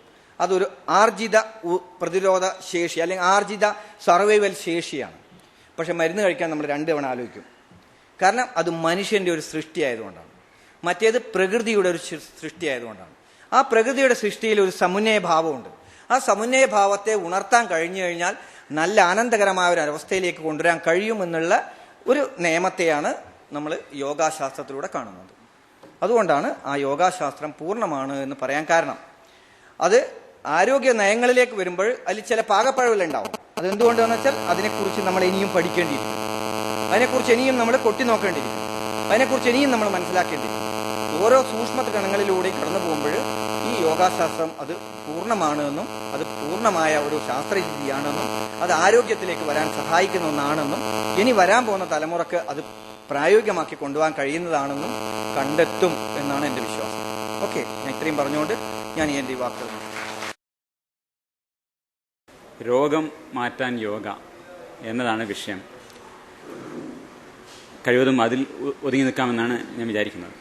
അതുകൊണ്ട് തന്നെ യോഗയെക്കുറിച്ച് വിശദമായി പ്രതിപാദിക്കുക എന്നതല്ല, യോഗ എന്നത് രോഗചികിത്സക്ക് ഉപയുക്തമാണോ എന്നതിൻ്റെ ഒരു പശ്ചാത്തലത്തിലാണ് നമ്മൾ എന്താണ് യോഗ, എന്തുകൊണ്ടത്. എൻ്റെ തീസിസ് ആദ്യമേ പറയാം, അത് രോഗചികിത്സക്ക് ഉപയുക്തമായൊരു സാധനമല്ല, അത് വിശദമായി പറയാം. ഇതിപ്പോൾ സാധാരണയായി മിക്കവാറും പല പത്രങ്ങളുടെ കൂടി നമുക്ക് കിട്ടുന്നതാണ്. എനിക്ക് എൻ്റെ വീട്ടിൽ കിട്ടിയതാണിത്. ഇതുപോലുള്ള ഇൻസ്റ്റിറ്റ്യൂട്ടുകൾ ഇതിപ്പോൾ താഴെ കൊടുത്തിരിക്കുന്ന രോഗങ്ങൾ മുഴുവൻ യോഗാഭ്യാസത്തിലൂടെ സുഖപ്രാപ്തി നൽകുന്നതിന് 101 എണ്ണം തെറ്റിയിട്ടില്ല, 101 എണ്ണം പറഞ്ഞിട്ടുണ്ട്. സൗന്ദര്യത്തിന്, കായിക താരങ്ങൾക്ക്, പക്ഷാഘാതം മാറ്റാൻ, പാൻക്രിയാസ്, കിഡ്നി, എന്തൊക്കെ ഉണ്ടോ അങ്ങനെ 101 രോഗ കണ്ടീഷൻ ഇതൊക്കെ മാറ്റുന്നു. ഈ ഒരു ധാരണയാണ് ഞാൻ അഡ്രസ്സ് ചെയ്യാൻ ശ്രമിക്കുന്നത്. ഈ തരത്തിൽ ഇതാണ് യഥാർത്ഥത്തിൽ നടക്കുന്നത്. യഥാർത്ഥത്തിൽ യോഗ എന്ന പേരിൽ ഇവിടെ വിപണനം ചെയ്യപ്പെടുന്നത് ഈ സാധനമാണ്. എല്ലാ നാട്ടിൽ ഉള്ള യോഗ സ്ഥാപനങ്ങളും രോഗചികിത്സ നടത്തുന്നുവെന്ന് അവകാശപ്പെടുകയും ഇതുപോലെ പ്രചരിപ്പിക്കുകയും ചെയ്യുന്നതുകൊണ്ട് മാത്രമാണ് നമ്മൾ ഈ വിഷയം ചർച്ച ചെയ്യുന്നത്. ഇങ്ങനൊരു സംഭവം ഇവിടെ ഉണ്ട്, യഥാർത്ഥത്തിൽ ഇങ്ങനെ നടക്കുന്നുണ്ട്. നമ്മുടെ ഇന്ത്യയിൽ ഒരു വളരെ ദീർഘമായ വൈദ്യപാരമ്പര്യമുണ്ട്. ചികിത്സകർ ഇവിടെ വളരെ സഹസ്രാബ്ദങ്ങളായിട്ടുണ്ട്. ചികിത്സകർ അവരുടെ ഗ്രന്ഥങ്ങളിൽ, ആയുർവേദ ചരകസുശ്രുത സംഹിതകളിലൊന്നും നമ്മൾ ഈ യോഗാസനങ്ങളോ യോഗ ഒന്നും കാണില്ല കേട്ടോ. ഇതെങ്ങനെ ഇപ്പോൾ എങ്ങനെയെന്ന് പറഞ്ഞാൽ, ഇപ്പോഴത്തെ യോഗ നമ്മൾ അറിയുന്നത് അത് മാത്രമല്ല. നമ്മളിപ്പോൾ പതഞ്ജലിയുടെ യോഗസൂത്രം രോഗചികിത്സയെക്കുറിച്ച്, ഏതെങ്കിലും ഒരു രോഗാവസ്ഥയെക്കുറിച്ച് ഇതിൽ പ്രതിപാദിക്കുന്നുണ്ടോ? ഇല്ല. ഞാനൊരു വെല്ലുവിളിയായിട്ട് പറയാം, എന്തെങ്കിലും ഒരു രോഗാവസ്ഥയെക്കുറിച്ച് ഇതിൽ പറയുന്നുണ്ടോ? ശാരീരികമോ മാനസിക രോഗാവസ്ഥകളെ കുറിച്ച് ഒരു സ്പർശിച്ചിട്ട് പോലുമില്ല. അങ്ങനെ ഒരു ഗ്രന്ഥമേ അല്ല ഈ പുരാതനമായ, അതായത് ചരക ശുശ്രൂഷ സംഹിതകളോളം പ്രായമുള്ള ഈ യോഗസൂത്രം എന്നതിൽ അത് വേറെയാണ്. രോഗചികിത്സ എന്നത് ഇവിടെ എന്നും ഉണ്ടായിരുന്നു. അതും ഈ സംഭവമായിട്ട് യാതൊരു ബന്ധവും ചരിത്രപരമായിട്ട് ഉണ്ടായിട്ടില്ല എന്നുള്ളതാണ്. ഇതില്ല അങ്ങനെ. പിന്നെ ഉള്ള ഇതിലാണ് നേരത്തെ പറഞ്ഞ പോലെ സ്വാത്മാരാമന്റെ മറ്റേ ഹഠയോഗ പ്രദീപികയിലൊക്കെ ചില ദിക്കിൽ ചില ഇവരുടെ ഹഠയോഗികളുടെ ചില പ്രയോഗങ്ങളുടെ ഭാഗമായിട്ട് ക്ഷയരോഗം, കുഷ്ഠരോഗം ഇതൊക്കെ വരില്ല, പിന്നെ മരിച്ച ആൾ ജീവിക്കും, ഇങ്ങനെയൊക്കെയുള്ള ചില അവകാശവാദങ്ങൾ കാണാറുണ്ട്. അത് ശരിയാണ്. ഇതിനു വേണ്ടി ചികിത്സിക്കാനുള്ള രീതിയൊന്നുമല്ല. അപ്പൊ ചിലതിന്റെ മഹാത്മ്യം വർണ്ണിക്കുന്ന കൂട്ടത്തിൽ ആകാശത്തൂടെ പറക്കാൻ കഴിയും, പിന്നെ വലുതാക്കാൻ കഴിയും, ചെറുതാക്കാൻ കഴിയും എന്നൊക്കെ പറഞ്ഞിട്ടുള്ള ചില അവകാശവാദങ്ങളുടെ കൂട്ടത്തിൽ ക്ഷയരോഗം മാറും, കുഷ്ഠരോഗം മാറും എന്നൊക്കെ പറഞ്ഞിട്ടുണ്ട്. അത് ഹഠയോഗത്തിനാണ്. അപ്പൊ നമ്മളീ കാണുന്ന ഇന്നത്തെ യോഗ എന്താണ് ശരിക്കും? നമ്മൾ ഇപ്പൊ ഈ 101 രോഗങ്ങൾ മാറ്റുമെന്ന് പറയുന്നത് ഈ നമ്മളീ കാണുന്ന ആധുനിക യോഗ എന്നത് ഞാൻ നേരത്തെ പറഞ്ഞപ്പോൾ അതിന് മഴുകൊണ്ട് പായസം വെക്കാന്ന് പറഞ്ഞു. വേറെ അത് കൂടുതൽ പ്രചാരത്തിലുള്ള പാറ കൊണ്ട് സൂപ്പ് ഉണ്ടാക്കുക, സ്റ്റോൺ സൂപ്പ് എന്നാണ്. അപ്പോൾ ആദ്യം കുറച്ച് heat some water in a pot, വെള്ളം ചൂടാക്കുക, ഒരു പാത്രത്തിൽ വെള്ളം ചൂടാക്കി അതിൻ്റെ അകത്തൊരു കല്ലെടുത്തുക. Add a stone you scrubbed a lot, നന്നായിട്ട് തുടച്ച് കഴുകിയ ഒരു കല്ലയിലിട്ട്. Sprinkle pepper, salt and herbs, let it boil undisturbed. ഇതൊക്കെ ഇട്ടിട്ട് ഈ സാധനങ്ങളൊക്കെ ഇടുക എൻ്റെ കൂടെ. എന്ത്? നമ്മളെ മുളകും ഉപ്പും മറ്റുള്ള സാധനങ്ങളൊക്കെ ഇട്ട് തിളപ്പിക്കാം. പിന്നെ drop in carrots onion too, അതൊക്കെ അതും കൂടി എൻ്റെ കൂടി ഇടണം. എന്തെല്ലാം വേണം? ക്യാരറ്റ് വേണം, ഒണിയൻ വേണം, പിന്നെ എന്നിട്ട് പിന്നെ soup heat, let the soup heat through and through. Stir the milk, പിന്നെ അതിൽ കുറച്ച് പാലൊഴിക്കുക, make it sweet. And potatoes for a treat, കുറച്ച് ഉരുളക്കിഴങ്ങ് ഇടുക. ടോസ് ഇൻ ഹാം ബോൺസ്, പിന്നെ കുറച്ച് എല്ലും അതിൻ്റെ അകത്ത് ഇടുക. എന്നിട്ട് അത് സ്റ്റൂ ചെയ്യട്ടെ, അതിങ്ങനെ തിളക്കട്ടെ. Let it bubble, let it brew. Taste the soup and when it is done stir stone soup with everyone. അപ്പോൾ കല്ലെടുത്താണ് മാറ്റി വെച്ചിട്ട് ബാക്കി എല്ലാവർക്കും വിതരണം ചെയ്യാം. ഇതാണ് യോഗയുടെ അവസ്ഥ. നമ്മൾ ഈ പറഞ്ഞ പതഞ്ജലി യോഗമോ ഒന്നും നമ്മൾ ഇന്നത്തെ യോഗത്തിൽ കാണില്ല. ഈ സാധനം ഈ എന്താണ് പറയുക, പാറ സൂപ്പിൽ പാറ ഇടുന്ന പോലെയാ. പാറ നന്നായിട്ട് കൃത്യമായി കഴുകിയിട്ട് അതിലെടുത്തിട്ടുണ്ടാവും. അപ്പൊ ഇതിലെ ഒരു പ്രശ്നം ഇത് പാറയാണോ എന്നുള്ളതാണ്. നമുക്ക് നോക്കാം. ഇതിപ്പോ ഒരു ഇനം സൂപ്പാണ്. അതായത് യോഗ എന്ന പേരിൽ നമുക്ക് തരുന്നത് യോഗമൊന്നുമല്ല എന്നാണ് ഞാൻ പറയുന്നത് ചുരുക്കം. മനസ്സിലായില്ലേ? അപ്പോൾ ഇതിപ്പം ബാബ രാംദേവിന്റെ ഏറ്റവും അടുത്ത് കണ്ടെത്തിയിട്ടുള്ളത്, ഈ കണ്ടെത്തി പോയിട്ടിരിക്കുകയാണ്. ഇതൊക്കെ അടുത്ത കാലത്ത് ഉണ്ടായിട്ടുള്ള സാധനങ്ങളാണല്ലോ. അപ്പൊ ഈ ദ്വിചക്രികാസനം, എന്താ ദ്വിചക്രിക എന്ന് വെച്ചാൽ സൈക്കിളാണ്, ബൈസിക്കിൾ. അപ്പൊ ദ്വിചക്രികാസനം എന്നൊന്ന് അദ്ദേഹം കണ്ടെത്തിയിട്ടുണ്ട്. അതിന്റെ ഒരു വീഡിയോ, അധികം സമയം നമുക്കില്ല, വിശദാംശങ്ങളിലേക്ക് പോകുന്നില്ല. കണ്ടല്ലോ നിങ്ങൾ, ഇതാണ് ദ്വിചക്രികാസനം, സൈക്കിൾ ചവിട്ട്. ഇതെവിടെ ഏത് ഗ്രന്ഥത്തിൽ പറഞ്ഞിരിക്കുന്നു? ഇങ്ങനെ സാധനം ഇല്ല. ഇത് ഇദ്ദേഹം ഇപ്പം കണ്ടെത്തിയതാ. ഇപ്പൊ ഈ അടുത്ത കാലത്ത് ഇദ്ദേഹം തടി കുറക്കാനുള്ള ചികിത്സ എന്ന് പറഞ്ഞ് നടത്തുന്നുണ്ട്. അതിന്റെ ഭാഗമായിട്ട് ഒരു സൈക്കിൾ, ഇങ്ങനെ ആകാശ സൈക്കിൾ ചവിട്ടുക എന്നുള്ള സംഭവത്തിനെ അദ്ദേഹം എന്ത് ചെയ്തു, വെയിറ്റ് ലോസിന് വേണ്ടി എയർ സൈക്ലിംഗ് എന്ന് പറഞ്ഞ സാധനം എക്സസൈസ് ഭാഗമായിട്ട് എല്ലാ എക്സസൈസിന്റെ കൂടെയുള്ള എക്സസൈസ് പ്രോഗ്രാമുകളുടെ ഭാഗമായിട്ടുള്ളതാണ്. അത് അദ്ദേഹം എന്ത് ചെയ്തു, അതിനൊരു പേരും കൂടി ഇട്ടു കൊടുത്തു, ദ്വിചക്രികാസനം. ഒരു പേരിട്ട് അതങ്ങ് ചെയ്യാം. ഇതും യോഗവുമായി എന്ത് ബന്ധം? ഒരു ബന്ധമില്ല. മനസ്സിലായോ? അപ്പോ ഇതാണ് പാറ കൊണ്ട് സൂപ്പ് ഉണ്ടാക്കുന്ന വിദ്യ. ഇതിൽ ഈ പാറയേ ഇല്ല, യോഗ എന്നൊരു സാധനമേ ഇല്ല. ഇത് സാധാരണ എക്സസൈസ് പ്രോഗ്രാംസ്. ഇതിപ്പോ ഞാൻ ഒരു വെയിറ്റ് ലോസിന് വേണ്ടിയിട്ടുള്ള ഒരു വെബ്സൈറ്റിൽ എയർ സൈക്ലിംഗ്, അത് എല്ലാ ജിമ്മുകളിലൊക്കെ പഠിപ്പിക്കുന്ന എല്ലാ എക്സസൈസ് പ്രോഗ്രാമുകളിലും പഠിപ്പിക്കുന്നത് സാധാരണ എക്സസൈസാണ്. അതിനെ യോഗ എന്ന് പറഞ്ഞാൽ എടുത്തിരിക്കുന്നു. അപ്പൊ നമ്മളിപ്പോ കുടിക്കുന്ന സൂപ്പ് എന്ത് സൂപ്പാണ്? കല്ല് സൂപ്പാണ്. അത് ഈ കല്ലുമായിട്ട് യാതൊരു ബന്ധമില്ല. അതിൽ ചേർത്തിരിക്കുന്ന ഉള്ളിയുടെയും ഉരുളക്കിഴങ്ങിന്റെയും തക്കാളിയുടെ ഒക്കെ രുചിയാണത്. ചെയ്യും. അപ്പൊ ഈ ദ്വിചക്രികാസനം, ഇതാണ് ഇതിന്റെ ഈ ഒരുപാട് പഠനങ്ങൾ പലതും പറയും. ഈ പിന്നെ യോഗ ചെയ്തിട്ട് അത് മാറി ഇത് മാറി ഒരുപാട് പഠനങ്ങളൊക്കെ ഉണ്ടല്ലോ. അപ്പൊ ഈ ദ്വിചക്രികാസനം, ഇതിപ്പോ സുപ്പൈൻ ബൈസിക്കിൾ, നമ്മൾ എക്സസൈസ് പ്രോഗ്രാമുകളുടെ പുസ്തകങ്ങളിലൊക്കെ പോയി കഴിഞ്ഞാൽ കാണുന്ന സുപ്പൈൻ ബൈസിക്കിൾ എങ്ങനെയാണ് ചെയ്യുന്നത്. ഈ ദ്വിചക്രികാസനം മുടങ്ങാതെ ചെയ്തവരുടെ ശരീരഭാരം കുറഞ്ഞു, സ്വാഭാവികമായും അവരുടെ പ്രമേഹം കുറഞ്ഞു, അവരുടെ രക്തസമ്മർദ്ദം കുറഞ്ഞു. ഇതൊക്കെ ശാസ്ത്രീയമായ പഠനങ്ങൾ ഉണ്ടാവും, അത് തെറ്റൊന്നുമില്ല, അത് സ്വാഭാവികമാണ്. കാരണം എന്തുകൊണ്ടാണ്? അത് വ്യായാമത്തിന്റെ ഗുണമാണ്. ദ്വിചക്രികാസനം എന്നത് യോഗയല്ല, അത് ഒരു കള്ളച്ചിറക്കാണ്. യോഗ എന്ന പേര് വെറുതെ പറയുന്നത് മാത്രമേ ഉള്ളൂ. ഇതാണ് ഒരു വേറൊരു പ്രശ്നം. കല്ലുകൊണ്ട് സൂപ്പ് വെക്കട്ടെ, അതൊരു വിവരണ തന്ത്രം എന്ന് വിചാരിക്കാം.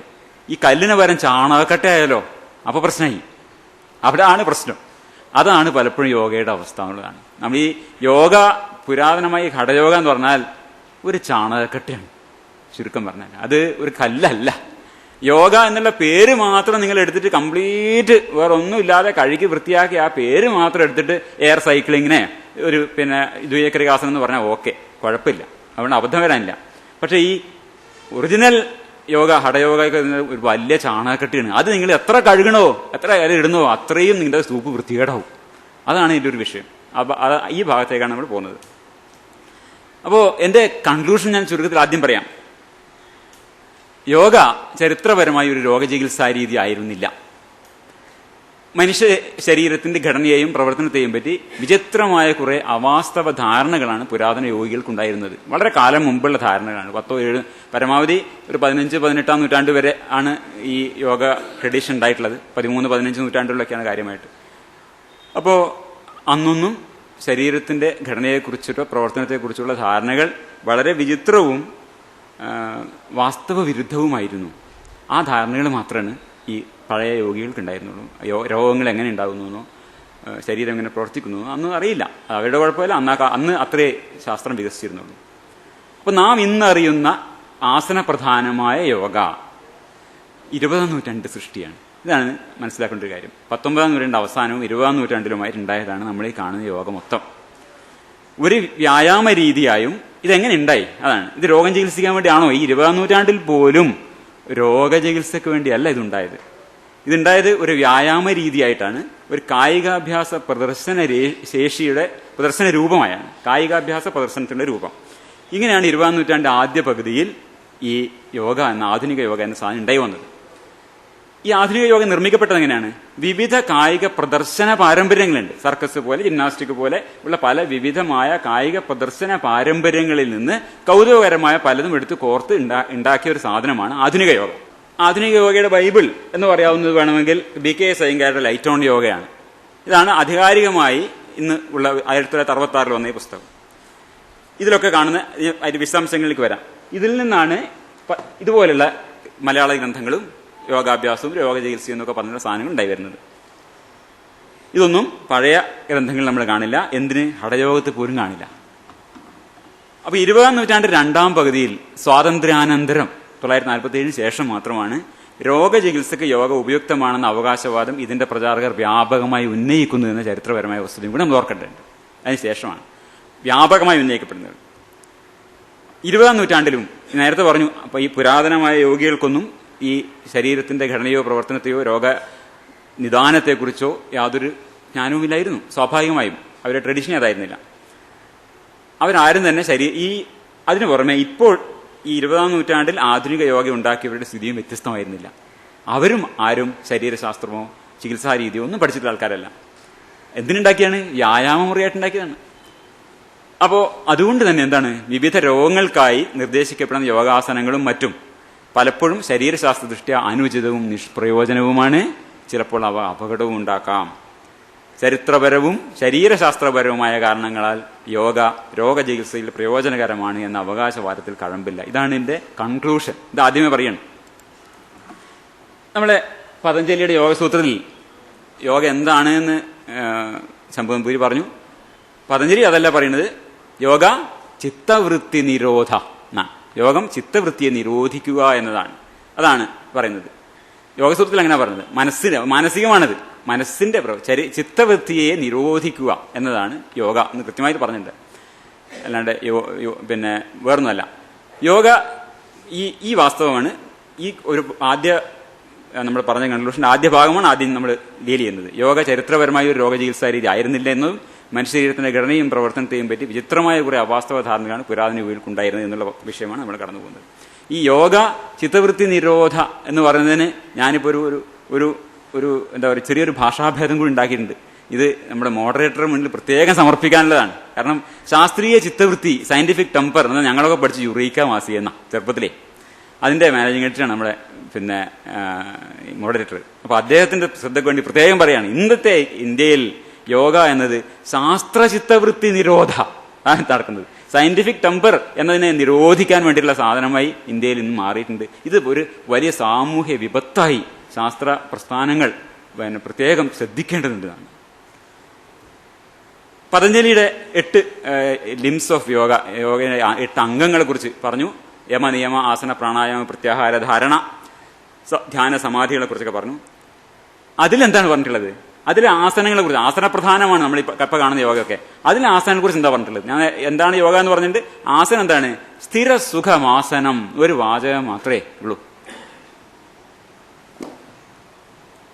ഇത് വിവേകാനന്ദന്റെ തർജ്ജമയെന്ന് എടുത്താണ്. ഇതിന്റെ പതഞ്ജലി യോഗസൂത്രത്തിന് വിവേകാനന്ദൻ അവിടുത്തെ ഒരു തർജ്ജമയുണ്ട്. അതിന് രാജയോഗം എന്ന് പറഞ്ഞ് വിളിച്ചു തരില്ല. അതിൻ്റെ അകത്ത് ആസനം സ്ഥിര സുഖം ആസനം. സ്ഥിരമാണ്, സുഖമാണ്. അത് നിശ്ചലം എന്നാണ് അതിന് പറയുന്നത്. നിശ്ചലവും ദുഃഖപരമല്ലാത്തതും. നമ്മൾ കണ്ട ആസനം നിശ്ചലമാണ്, അതിങ്ങനെ ഇളകിക്കൊണ്ടിരിക്കുന്നു. അപ്പോ ആസനം എന്താണ് എന്നതിനെ കുറിച്ചിട്ടുള്ള യോഗ ശാസ്ത്രത്തിന്റെ അടിസ്ഥാന ധാരണയുമായി ഒരു പൊരുത്തവുമില്ലാത്തൊരു സാധനമാണ് ഇന്ന് കല്ല് പാറ സൂപ്പായിട്ട് നമുക്ക് വിളവിതരണം ചെയ്യുന്നത്. അതാണ് ഞാൻ പറയുന്നത്. സ്ഥിരസുഖമാസനം. ഇത് അസ്ഥിരമാണ്, ചെയ്തുകൊണ്ടിരിക്കുന്നത്, എക്സസൈസാണ് ചെയ്യുന്നത്. അതിന് എന്നിട്ട് വേറെ പേര് വിളിക്കുക മാത്രമേ ഉള്ളൂ. ഇത് യോഗയുമായിട്ട് യാതൊരു ബന്ധവുമില്ല. ശരീരത്തെ അടക്കി, നമ്മൾ ശ്രദ്ധിക്കേണ്ടതാണ്, വിവേകാനന്ദൻ ഇതിന് കൊടുത്തുള്ള ഇതാണ്. ശരീരത്തെ അടക്കി നിശ്ചലമാക്കി വെക്കാൻ സാധിച്ചാൽ, അതാണ് യോഗയുടെ ഈ ആസനത്തിന്റെ ഉദ്ദേശം. എന്താണ്? ശരീരത്തെ നിശ്ചലമാക്കുക. നിശ്ചലമാക്കുക, അത് പ്രധാനപ്പെട്ടതാണ്. അതാണ് ആസനത്തിൽ ശ്രദ്ധിക്കേണ്ടത്. എന്താണ്? ആസന സ്ഥൈര്യം. അതാണ് ഈ അനങ്ങാതിരിക്കണം, ഒരനക്കവും പാടില്ല. അതാണ് നിശ്ചലമായിരിക്കാൻ വേണ്ടിയാണ് ഈ ആസനം എന്നുള്ളത്. ഇവിടെ അതാണോ? ഇവിടെ യോഗ ചികിത്സ എന്താണ് ചെയ്യുന്നത്? ബാബാ രാംദേവ് ആവട്ടെ, മറ്റേത് യോഗാചാര്യനാവട്ടെ, ഈ കാര്യങ്ങളൊക്കെ ഈ ചെയ്യുന്നതൊക്കെ എന്താണ്? മുഴുവൻ ഓടലും ചാടലും ഇങ്ങോട്ട് ഈ അഭ്യാസങ്ങൾ തന്നെ കാണിക്കുന്നത്. ഇതൊന്നും യോഗയല്ല. നിശ്ചലമായിരിക്കുക, സ്ഥിര സുഖം ആസന. ആസന കാര്യത്തിൽ ആവശ്യമായ ഒറ്റ സംഗതി എന്നാണ് നട്ടലിനെ സ്വതന്ത്രമാക്കി നിർത്തുക എന്നുള്ളതാണ്. അപ്പൊ ഇത് ആരുടേതാണ് ഈ ആസനം എന്നുള്ളത്? അപ്പോ ആകെ ഞാൻ പറഞ്ഞത് എന്താ വെച്ചാലുണ്ടല്ലോ, ഈ ഒരു പുസ്തകത്തില് ആസനങ്ങളെ കുറിച്ച് ഈ ഒരു വാചകം മാത്രമേ ഉള്ളൂ. അല്ലാണ്ട് ഇങ്ങനെ കാല് മടക്കി വെക്ക്, അങ്ങനെ വെക്ക്, ഇന്ന് തന്നെ ആസനം ഉണ്ട് ഒരു വാക്ക് പോലും ഇതിൽ കാണാൻ പറ്റില്ല. ഒരു ആസനത്തെ കുറിച്ച് ഇതിൽ പറഞ്ഞിട്ടില്ല. സ്ഥിരവും സുഖവുമായതാണ് ആസനം, കഴിഞ്ഞു. പിന്നെ പതഞ്ജലി യോഗാസനത്തെ ഈ യോഗ ആസനങ്ങളെ കുറിച്ചിട്ട് ഒന്നും പറയുന്നില്ല. ഇവിടെ ഇപ്പൊ 101 പിന്നെ രോഗങ്ങൾക്ക് 201 ആസനങ്ങൾ പറയണ്ടല്ലോ, അങ്ങനത്തെ ഒരെണ്ണവും ഈ പുസ്തകത്തിൽ ഇല്ല, കാണിച്ചു തരാൻ പറ്റില്ല. അപ്പോൾ ഇത് ആരെടുത്താണ് വന്നിട്ടുള്ളത്? ഹഠയോഗിലെടുത്താണ് പിന്നെയും കുറച്ച് നമ്പർ വന്നിട്ടുള്ളത്. ഇത് ഒരു 13-ാം നൂറ്റാണ്ട് മുതൽ 18-ാം നൂറ്റാണ്ട് വരെ, 15-ാം നൂറ്റാണ്ടിലൊക്കെ സമ്പ്രദമായിട്ട് ആ സമയത്താണ് ഹഠയോഗികൾ എന്ന് പറഞ്ഞിട്ടുള്ള പുരാതന മധ്യകാല ഇന്ത്യയിലെ ഹിപ്പികൾ എന്ന് നമുക്ക് അവരെ വിളിക്കാം. കാരണം പൊതുസമൂഹത്തിൽ നിന്ന് മാറിയിട്ട് അവരുടേതായ ചില രീതികളും അവരുടേതായ വിചിത്രമായ വളരെ വിചിത്രമായ ജീവിത രീതി, ഹിപ്പികൾ തന്നെ. അപ്പോൾ ഈ എങ്ങനെയാണോ ഒരു ആധുനിക സമൂഹത്തിൽ ഹിപ്പികൾ വേർവിട്ട് പോയത്, അതുപോലെ വേർവിട്ട് പൊതുസമൂഹവുമായി ബന്ധമില്ലാതെ അവരുടേതായ മാദകദ്രവ്യങ്ങളിൽ ആമോദിച്ച് കഴിഞ്ഞുകൂടിയിരുന്ന ആൾക്കാരാണ് മാദക മനോവൃത്തികളിൽ എന്ന് പറയാം. മാദക മനോവൃത്തികളിൽ ലയിച്ചു പോന്നിരുന്ന മനുഷ്യരാണ് ഈ ഹഠയോഗികൾ. ഇതാണ് അവരുടെ ഒരു ചിത്രം, ഇപ്പോഴും അങ്ങനെ കാണാം. ഈ ഹഠയോഗം എന്നത് ഒരു ഇറോട്ടിക്കോ മിസ്റ്റിക്കൽ പ്രാക്ടീസ് എന്നാണ് ഈ ഡേവിഡ് ഗോർഡൻ വൈറ്റ് എന്ന് പറഞ്ഞിട്ടുള്ളത്. വളരെ പ്രസിദ്ധമായിട്ടൊരു പുസ്തകമാണ് ആൽക്കമിക്കൽ ബോഡി. അതിൽ അദ്ദേഹം പറഞ്ഞ വാചകമാണ് ഹഠയോഗ വാസ് ഇറോട്ടിക്കോ മിസ്റ്റിക്കൽ പ്രാക്ടീസ് എന്ന് പറഞ്ഞാൽ എന്താണ്? ഒരു ലൈംഗിക രഹസ്യാത്മക സാധന, ഇറോട്ടിക്കോ മിസ്റ്റിക്കൽ പ്രാക്ടീസ്.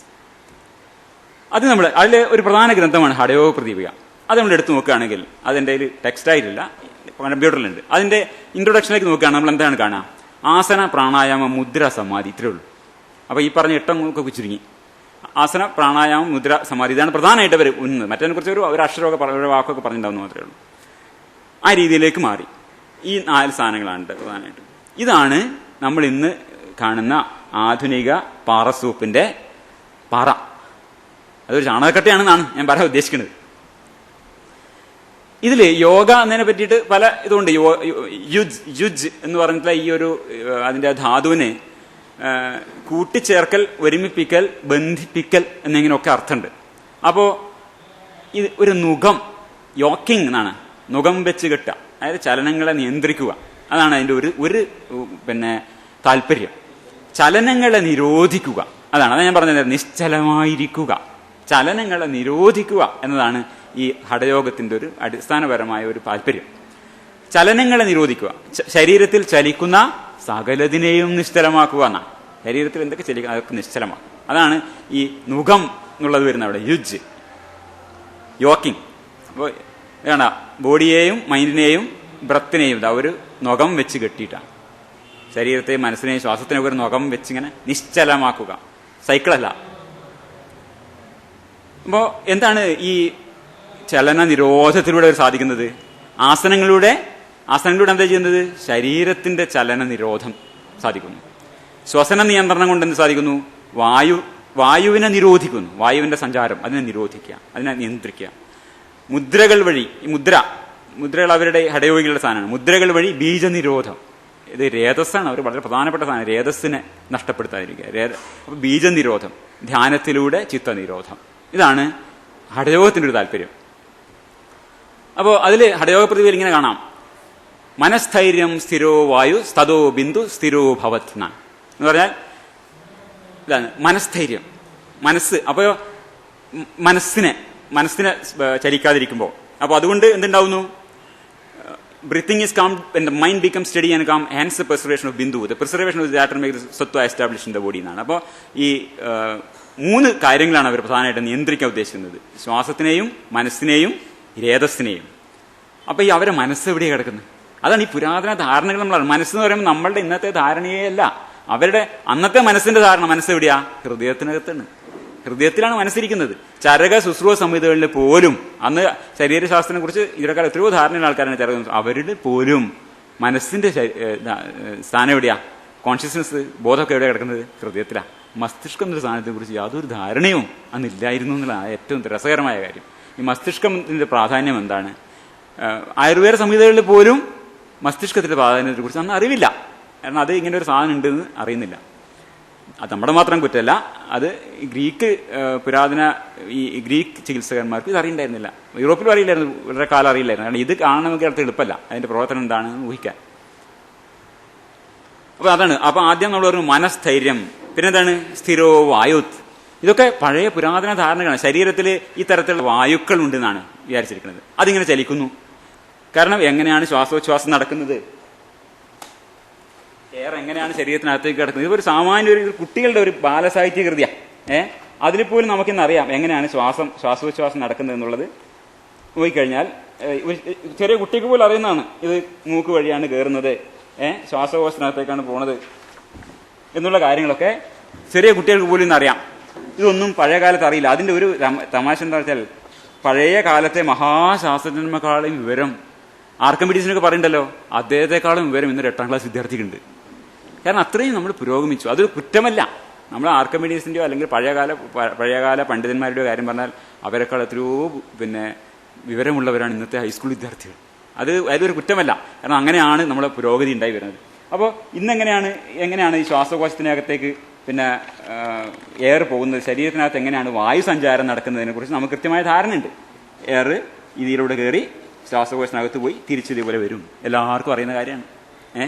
അപ്പോൾ ഇതന്ന് ആ കാലത്ത് അറിയില്ല, വായുവിന്റെ സഞ്ചാരം എന്താണെന്ന് അറിയില്ല.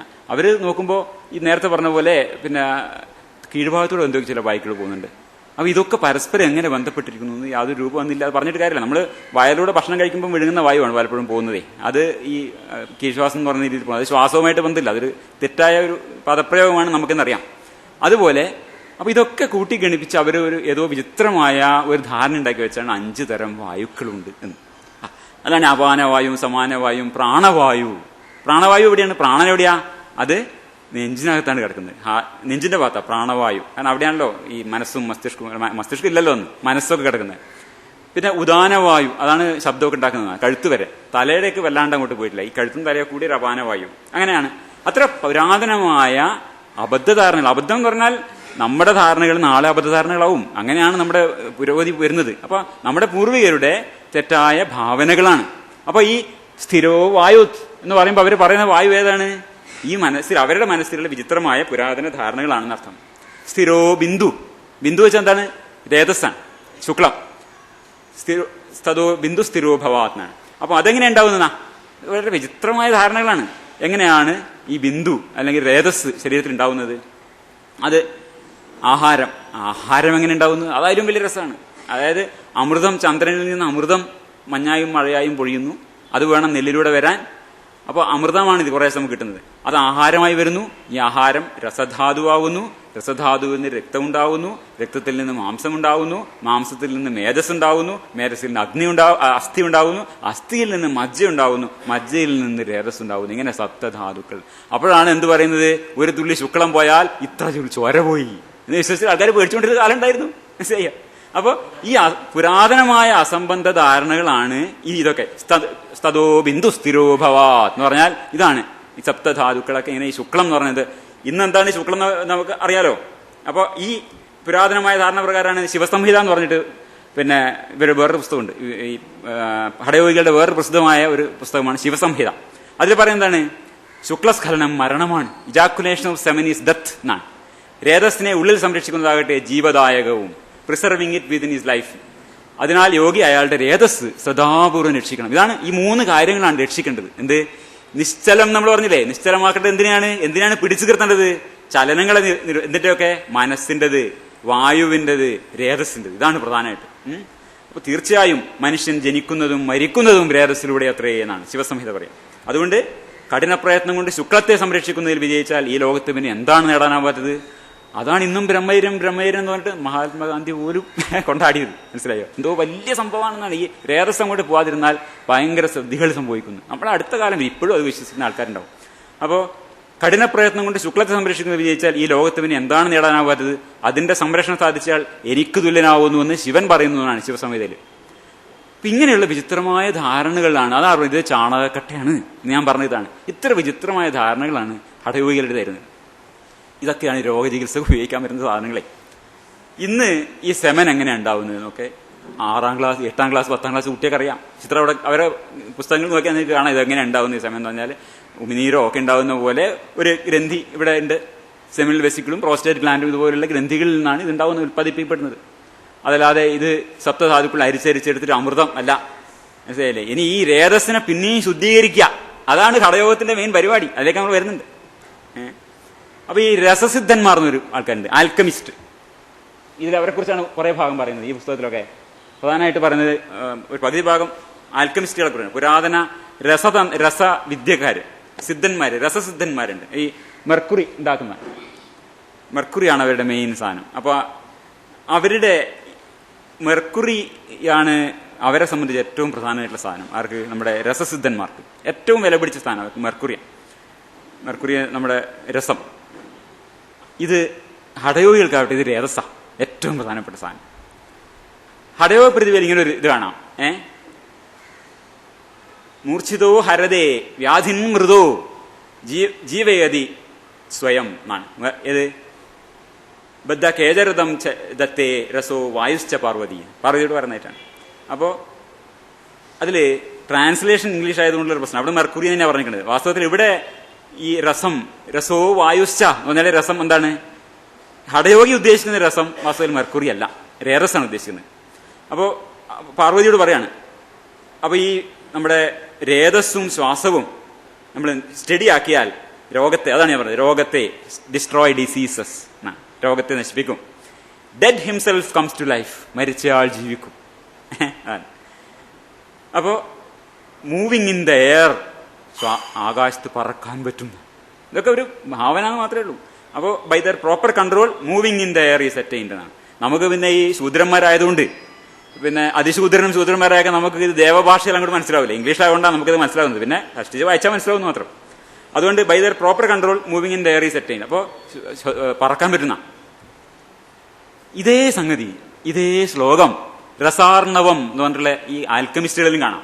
2 വാക്കുകളേ ഇതുള്ളൂ. ഇതിലും അതന്നെ എന്താണ്? മൂർച്ഛിതോ ഹരതേ വ്യാധിൻ മൃദോ ജീവയതി സ്വയം ബദ്ധ ഖേദരതം കുര്യാത് രസോ വായുശ്ച ഭൈരവി. പാർവതി നിങ്ങളടുത്ത് ഭൈരവി എന്നായി.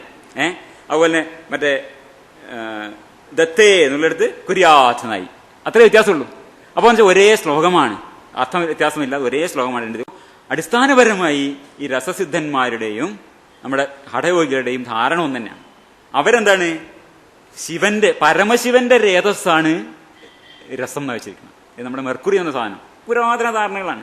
അപ്പൊ ഈ രസം എന്താണ്? ഇത് പരമശിവന്റെ രേതസ്സാണ് ഈ സാധനം. അപ്പൊ ഇത് ശുദ്ധീകരിച്ചെടുത്താൽ അത് കഴിച്ചു കഴിഞ്ഞാൽ ഇപ്പോഴും ഈ പോളത്തം വിശ്വസിച്ച് നടക്കുന്ന കുറേ ആൾക്കാരുണ്ട്. അവരാണ് പരാത ശിവലിംഗ്. അതായത് ഈ മെർക്കുറി കൊണ്ടുണ്ടാക്കിയ ശിവലിംഗം വലിയ വിലയുള്ള സാധനമാണ്.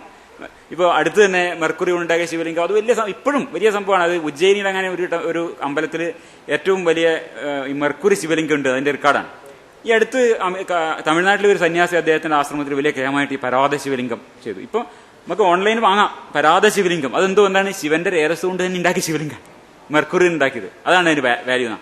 അപ്പോൾ എത്ര പുരാതനമായ ധാരണകളാണ് നോക്കണം. പരാത ശിവലിംഗം മെർക്കുറി കൊണ്ട് എങ്ങനെ ഉണ്ടാക്കാന്ന് വെച്ചാൽ അതിൻ്റെ അകത്ത് വേറെ സാധനം ചേർക്കും. പല്ല് അടക്കാൻ വേണ്ടിയിട്ട് മെർക്കുറിൻ്റെ അകത്ത് സിൽവർ ചേർത്തിട്ട് ഫില്ലിംഗ് ഉണ്ടാക്കുന്നത്, അമാൽഗം. അതുപോലെ തന്നെ മെർക്കുറിൻ്റെ അകത്ത് മറ്റ് ചേർത്ത് അമാൽഗം ഉണ്ടാക്കിയിട്ടാണ് ഇത് ഉണ്ടാക്കുന്നത്. അല്ലാണ്ട് മെർക്കുറി കൊണ്ട് തന്നെ ഉണ്ടാക്കാൻ പറ്റില്ലല്ലോ.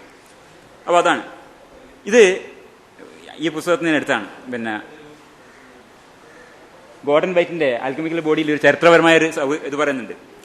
ഔറംഗസീബ് ചക്രവർത്തി ആനന്ദ്നാഥ് എന്ന് പറഞ്ഞിട്ടുള്ള ഒരു യോഗിക്ക്, ഒരു രസസിദ്ധൻ എഴുതിയ കത്താണ്. അതായത് ഏതാണ്ട് ഇന്നത്തെ 20 ഗ്രാം വരുന്ന മെർക്കുറി അയച്ചു തരണം അദ്ദേഹത്തിന്. ഒരു അത്ര വിശിഷ്ടമായ സാധനം, അത്ര ബുദ്ധിമുട്ടായ സാധനമാണ് കേട്ടോ. അന്ന് ആ കാലത്ത് മെർക്കുറി പ്യൂരിഫൈ ചെയ്തെടുക്കാൻ പറഞ്ഞത്, അല്ലെങ്കിൽ കാൽസിനേറ്റ് ചെയ്തെടുക്കാൻ പറഞ്ഞത്. അപ്പോൾ അത് ഒരു വലിയ റെഫറൻസാണ്. ഞാൻ നിങ്ങളുടെ സംരക്ഷണം ഇന്ന് അവിടെ ഏൽപ്പിച്ചിട്ടുണ്ട്, നിങ്ങൾ കഴിഞ്ഞ തവണ അയച്ചത് അത്ര അങ്ങോട്ട് എനിക്ക് തൃപ്തിയായില്ല എന്നൊക്കെ പറഞ്ഞിട്ട് ഒരു കത്ത് എഴുതിയിട്ട് ഒരു ഷോളും 25 രൂപയും അന്ന് ഇതൊക്കെ അയക്കുന്നുണ്ട്. പിന്നെ നിങ്ങളുടെ പ്രൊട്ടക്ഷൻ മുഴുവൻ ഞാൻ ഇന്നലെ ഏൽപ്പിച്ചിരുന്ന ഒരു കത്തൊക്കെയാണ്. 1661 ഇത് എഴുതുന്നത്.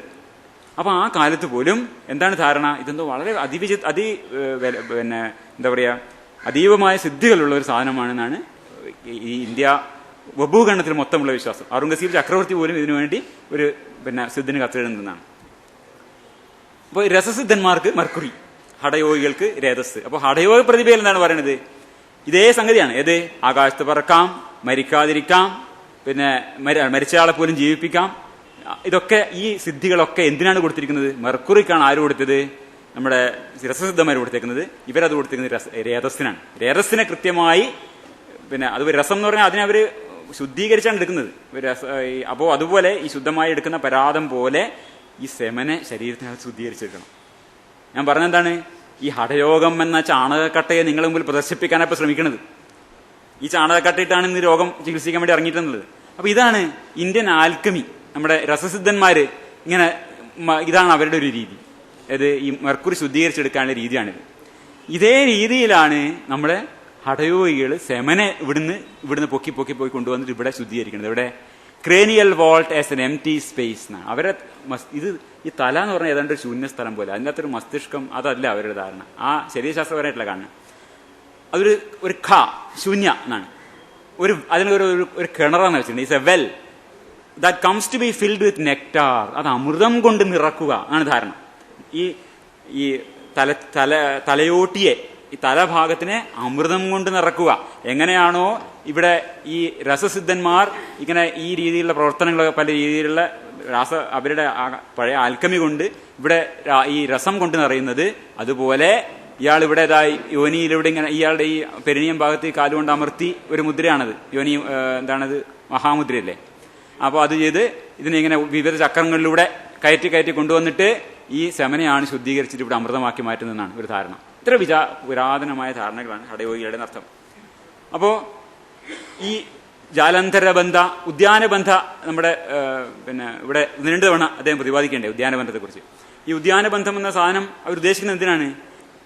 ഉദ്യാനബന്ധവും ജാലന്ധരബന്ധം, മൂലബന്ധം എന്നൊക്കെ പറഞ്ഞാല് ഈ പ്രോസസ്സാണ്. അടിസ്ഥാനപരമായി രേതസ്സിനെ, അപാനവായുവിനെ ഇവിടുന്ന് മേലോട്ട് കയറ്റുക, ശരീരത്തിനൊക്കെ കൺട്രോൾ ചെയ്യാനുള്ള ശ്രമമാണ്. മനസ്സിനെ, വായുവിനെ, രേതസ്സിനെ, ഇതിനെ മൂന്നിനെ നിയന്ത്രിക്കാനുള്ള ശ്രമങ്ങളാണ് ഈ മൂലബന്ധം. മൂലബന്ധമാണ് നേരത്തെ പറഞ്ഞ ബന്ധം കേട്ടോ. മൂലബന്ധം, മഹാബന്ധം ഒക്കെ ഏതാണ്ട് പരസ്പരം അടുത്തടുത്തുള്ളതാണ്. മൂലബന്ധം, ഉദ്യാനബന്ധം വയറിങ്ങനെ അമർത്ത, എന്നിട്ട് പമ്പ് ചെയ്ത് അപാനവായുവിനെ മേലോട്ട് കയറ്റുകയാണ്. മനസ്സിലായോ? ഇപ്പൊ റെസ്ട്രിക്റ്റ് ചെയ്യാണ്. അതുപോലെ തന്നെ ജാലന്ധരബന്ധം, എന്താണ്, ഇവിടെ ഉണ്ടായ അമൃതം താവോട്ട് പോകരുത്, അതിനുവേണ്ടിയാണ്. ഇതൊക്കെ കൃത്യമായ അവരുടെ ഈ വിചിത്രമായ ധാരണ, ഇതിനൊക്കെ കൃത്യമായ പർപ്പസ് ഉണ്ട്. ജാലന്ധരബന്ധം, ഉദ്യാനബന്ധം, മൂലബന്ധം, ഇതൊക്കെ എന്തിനാണ്? ചലിപ്പിക്കാതിരിക്കാൻ, ഇതിനൊക്കെ നിയന്ത്രിക്കാൻ രേതസ്സിനെയും മനസ്സിനെയും വായുവിനെയും. അപ്പോ നമുക്ക് ഇന്നറിയാം എന്താണ് മനുഷ്യൻ എന്നാൽ മസ്തിഷ്കമാണ്. മനുഷ്യൻ മസ്തിഷ്കമാണ്. your joys and your sorrows, your memories and your ambitions, your sense of personal identity and free will are in fact no more than the behavior of a vast assembly of nerve cells and their associated molecules. ഇതാണ് അടിസ്ഥാനപരമായി നമ്മൾ മനസ്സിലാക്കേണ്ട കാര്യം. നമ്മൾ എന്നാൽ മസ്തിഷ്കമാണ്. ഇവിടെ കഴുത്തിന് താഴെ തളർന്ന് ഒരു കുതിരപ്പുറത്തിന് താഴെ വീണിട്ട് നമ്മുടെ സൂപ്പർമാൻ ആയിട്ട് അഭിനയിച്ചിരുന്ന ആള് കഴുത്തിന് താഴെ മുഴുവൻ തളർന്നിട്ട് പോയി. പിന്നെ അയാൾ അവിടെ ജീവിച്ചിരിപ്പുണ്ട്. കാരണം ആ വ്യക്തി അവിടെ ഉണ്ട്. കാരണം മസ്തിഷ്കം അവിടെ ഉള്ളതുകൊണ്ട്. ബാക്കിയൊന്നും ഇല്ലെങ്കിലും മസ്തിഷ്കമാണ് നീ എന്നാണ്. അപ്പൊ നമ്മുടെ സന്തോഷങ്ങൾ, നമ്മുടെ ദുഃഖങ്ങൾ, ആഗ്രഹങ്ങൾ, പിന്നെ നമ്മുടെ വ്യക്തിത്വം, നമ്മുടെ ഇച്ഛ എല്ലാം എന്താണ് മസ്തിഷ്കം മാത്രം. ഇന്ന് നമുക്കറിയാം, അവർക്കിതൊന്നും അറിയില്ല. അവരെ സംബന്ധിച്ച് എന്താണ് ഒരു കിണറാണ്. ഇങ്ങോട്ട് ഈ സാധനങ്ങളെ പമ്പ് ചെയ്ത് മെർക്കുറി ശുദ്ധീകരിച്ചെടുക്കുന്നത് പോലെ രേതസ്സിനെ അങ്ങ് ചന്ദ്രനിൽ നിന്ന് പൊഴിഞ്ഞ് അന്നത്തിലൂടെ വന്ന് വിവിധ ധാതുക്കളിലൂടെ വന്ന് അവസാനം ഏറ്റവും വില പിടിച്ച ധാതുവായിട്ടുള്ള ഈ രേതസ് എന്ന സാധനത്തിനെ പമ്പ് ചെയ്ത് മേലോട്ട് കയറ്റി തലയിൽ കൊണ്ട് ശുദ്ധീകരിച്ച് ഏറ്റവും അമൃതമാക്കി അത് അവിടുന്ന് പോകാതെ സൂക്ഷിക്കുക. ഇതാണ് ഹഠയോഗത്തിന്റെ രീതി. ഇത് നമ്മളൊന്നല്ല, സ്വാമി ദയാനന്ദ സരസ്വതി 19-ാം നൂറ്റാണ്ടില് ഹഠയോഗം ഇതൊക്കെ ശരിക്കുണ്ടോ, ഇവര് പറയുന്ന ചക്രങ്ങളൊക്കെ ഉണ്ടോ എന്ന് അറിയാൻ വേണ്ടി അദ്ദേഹം ഇങ്ങനെ ആ ഹിമാലയ സൈഡിലൊക്കെ ഒരുപാട് യാത്രയൊക്കെ ചെയ്ത് ഇങ്ങനെ ശരിക്കുള്ള സിദ്ധന്മാരുണ്ടോ ആരും കാണാൻ പറ്റില്ല. കൃത്യമായിട്ട് ഈ പറഞ്ഞ സിദ്ധികളൊക്കെ ഉള്ള ആൾക്കാരൊന്നും കാണാൻ പറ്റില്ല. ഈ ഗ്രന്ഥങ്ങളൊക്കെ അദ്ദേഹം ചെയ്ത ഒരു ശവം കീറി നോക്കി, ഈ പറയുന്നതൊക്കെ അതിലുണ്ടോ, ഒന്നുമില്ലാന്ന് കണ്ടു. ഈ ഹഠയോഗ ഗ്രന്ഥങ്ങളും അദ്ദേഹം വലിച്ചു കീറി ഗംഗയിലെറിഞ്ഞു. 200 കൊല്ലം മുമ്പേ. ഇന്നും നമ്മളവിടെ എത്തിയിട്ടില്ല. നമ്മൾ ഇന്ന് ഇവിടെ നിന്നിട്ട് നമ്മൾ പറയും അപാനവായു, ഉദാനവായു, മറ്റേ ചക്രം, മറച്ചേ ചക്രം, ഇതൊക്കെ പുരാതന ഭാവനയാണ്. ഇത് സത്യവുമായ ഒരു പൊരുത്തവുമില്ലാന്ന് ദയാനന്ദ സരസ്വതി, നമ്മളൊന്നുമല്ല. ദയാനന്ദ സരസ്വതി വേദങ്ങൾക്ക് വേണ്ടി വാദിച്ച ആളാണ്. അദ്ദേഹം പോലും തള്ളിക്കളഞ്ഞ 100-ാം ക്ലാസ്, 100-ാം ക്ലാസ് സാധനങ്ങളാണ് ഇന്നും ഉയർത്തിപ്പിടിച്ചു നടക്കുന്നത്. ശാസ്ത്ര ചിത്തവൃത്തി നിരോധം, അതാണ് നടക്കുന്നത്. സയന്റിഫിക് ടെമ്പറിനെ നിരോധിക്കും. ധ്യാനബന്ധം, ജാലന്ധരമുദ്ര, ഇതിലാണ് thereby arresting the downward flow of nectar. തലയിലുണ്ടായ അമൃതം താഴോട്ട് പോയിരിക്കാനാണ് ജാലന്ധരമുദ്ര എന്നാണ് അവരുടെ മനസ്സിലാക്കിയത്. അതിന്റെ കഥ വേറെ വരുന്നുണ്ട്, എങ്ങനെയാണ് യഥാർത്ഥത്തിൽ അനുഭൂതി ഉണ്ടാവുന്നത് എന്നുള്ളത്. യോഗാനുഭൂതി എന്നൊക്കെ പറഞ്ഞാൽ എങ്ങനെ ഉണ്ടാവും എന്നുള്ളതിലൊക്കെ നമുക്ക് നേരേണ്ട പോവാം. ജാലന്ധരമുദ്രയുടെ വിവരണങ്ങളാണ്, അതിലേക്ക് ഞാൻ അല്ലാണ്ട് പോകുന്നില്ല. ജാലന്ധരമുദ്ര എന്താണെന്നുള്ളത് പിന്നെ അതുപോലെ തന്നെ ഖേജരി മുദ്ര. ഇതെന്ന് വെച്ചാൽ ഈ പറഞ്ഞ പോലെ ഇതൊക്കെ തലയിൽ ഇങ്ങനെ ആക്കി വെച്ചല്ലോ ഈ അമൃതത്തിനെ. ഇനി ഇത് ഇയാൾ തന്നെ സേവിക്കണം. അതിൽ വേറെയും രസകരമായ കഥകൾ ഇതൊക്കെ. ഈ വയറ്റിനകത്ത് ഒരു അഗ്നി ഉണ്ടെന്ന് വെച്ചിട്ടുണ്ട്. ഈ നേവൽ നമ്മുടെ പിന്നെ എന്താ പറയുക, നമ്മുടെ പൊക്കിളിന്റെ ഭാഗത്തായിട്ടൊരു അഗ്നി ഇരിപ്പുണ്ട്. പിന്നെ സൂര്യന് സമമായിട്ടുള്ള അഗ്നിയുണ്ട്. അതാണ് നമ്മളെ ഈ പചനമൊക്കെ നടത്തുന്നത്. ജഠരാഗ്നിയൊക്കെ അതിൻ്റെതാണ്. അപ്പൊ ഈ സൂര്യനിലേക്ക് ഇത് വീണുപോകും അമൃതം. അപ്പൊ എന്താവും? ശരീരം നശിച്ചു പോകും. അപ്പൊ ഇത് പോകാൻ പാടില്ല. അതിനുവേണ്ടി അത് എന്തൊക്കെയോ വിചിത്ര ധാരണകൾ, ഇതിൻ്റെ ഉള്ളിൽ എന്താ നടക്കുന്നതിനെ കുറിച്ച് യാതൊരു ധാരണയില്ലല്ലോ. അപ്പോ ഇത് ഇയാൾക്ക് തന്നെ കഴിക്കണം. അതിനുള്ള വിദ്യയാണ് ഖേജരി മുദ്ര. ഖേജരി മുദ്ര എങ്ങനെ ചെയ്യുന്നത്? നാവ് മേലോട്ട് മടക്കി വെക്കുക, പിന്നോട്ട് മടക്കി വെക്കുക. അപ്പൊ ഈ മസ്തിഷ്ക ഈ തല ഇതിനുള്ളിൽ ഇങ്ങനെ ശേഖരിച്ച് വെച്ചിട്ടുണ്ടല്ലോ ഇത് അമൃതം, അത് ഇയാൾക്ക് തന്നെ സേവിക്കാൻ പറ്റുന്ന, യോഗിക്ക് തന്നെ സേവിക്കാം. അതിനുവേണ്ടി നാവിനെ മേലോട്ട് കൊണ്ടുപോയിട്ട് അടച്ചു വെക്കാം. അപ്പോൾ ഒരു അമൃത സമമായ അനുഭൂതി, അമൃതം കഴിച്ചു വെച്ചിരിക്കണേ. അപ്പോൾ അതെങ്ങനെ ചെയ്യുന്നത്? ടങ് ഇൻറ്റു ഗള്ളറ്റ്, എങ്ങനെ? അതിൽ തന്നെ മടക്കിയിട്ട് നാവിനെ പിന്നോട്ട് മടക്കുക. നമുക്ക് സാധാരണക്കാർക്ക് പറ്റുന്നതല്ല. അതെന്ത് ചെയ്യണമെന്നറിയോ? ആദ്യം നാവിനെ നീട്ടണം. അതെങ്ങനെ? നാവിന്റെ അടിയിലുള്ള ഈ സാധനത്തിനെ ഫ്രെനുലൻ ലിംഗ്വേനെ കട്ട് ചെയ്യണം. എന്നിട്ട് നാവ് നീട്ടണം. അതെങ്ങനെ ചെയ്യും? ഒരു വളരെ ഷാർപ്പായിട്ടുള്ള ഒരു കത്തിയോ ഇൻസ്ട്രുമെന്റ് എടുത്തിട്ട് ഒരു of the shape of A cactus leaf എന്നാണ് പറയുന്നത്, ഒരു കള്ളിച്ചെടിയുടെ ഇലയോട് തുല്യമായ രീതിയിലുള്ള ഒരു ആയുധം എടുത്ത് കട്ട് ചെയ്യാം. ഇതൊക്കെ പിന്നെ ഈ ശിവസംഹിതയിൽ പല ഇതിന്റെ പിന്നെ ഇതിലെ ഹഠയോഗഗ്രന്ഥങ്ങളിൽ പറഞ്ഞിട്ടുള്ളതാണ്. Freedom of the tongue should be cut. കുറച്ച് ചെറുതായിട്ട് കട്ട് ചെയ്യാം. എന്നിട്ട് കുറച്ച് കട്ട് ചെയ്യാം. എന്നിട്ട് ഒരു as much as hair signature ഒരു മുടിയുടെയോളം കട്ട് ചെയ്യാം. എന്നിട്ട് അവിടെ കടുക്കയും പിന്നെ റോക്ക് സോൾട്ടും കല്ലുപ്പും കടുക്കയും അരച്ച് തേക്കാം. അവിടെ വെക്കാം. ഒന്നും ചെയ്യണ്ട. ഒരാഴ്ച കഴിഞ്ഞിട്ട് അപ്പോഴേക്കും ഉണങ്ങും. പിന്നെയും കട്ട് ചെയ്യാം. അങ്ങനെ കട്ട് ചെയ്ത് 6 മാസം കട്ട് ചെയ്യാം. അപ്പോൾ നാവ് നീണ്ടു തോന്നും. എന്നിട്ട് at the end of 6 months complete freedom കട്ടാവും. അപ്പോൾ എന്താണ്? ഇത് വലിച്ച് മൂക്കിന്റെ ഇവിടെ വരെ തൊടാനാവണമെന്നാ. അത്രയും നീട്ടാൻ പറ്റി കഴിഞ്ഞാൽ പിന്നെ ഖേജരി മുദ്ര ചെയ്യാം. അപ്പൊ ഇവിടെ സ്റ്റോക്ക് ചെയ്ത് വെച്ച സാധനം ഇയാൾക്ക് തന്നെ ആസ്വദിക്കാം. ഇത് പിന്നോട്ട് മടക്കി വെച്ച് അടച്ചു കഴിയും. ഇങ്ങനെ ഈ നാവ് പിന്നോട്ട് മടക്കിയിട്ട് ഇത് ആസ്വദിക്കാന്ന് വെച്ചിരിക്കുന്നത്.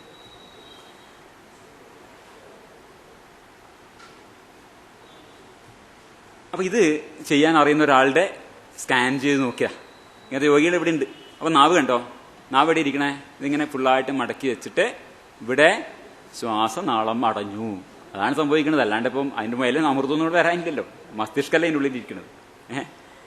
അപ്പൊ എന്തുകൊണ്ടാണ് അമൃതാനുഭൂതി ഉണ്ടാവുന്നത്? തൽക്കാലം ശ്വാസം തടസ്സപ്പെടുന്നുകൊണ്ടാണ് അമൃതാനുഭൂതി.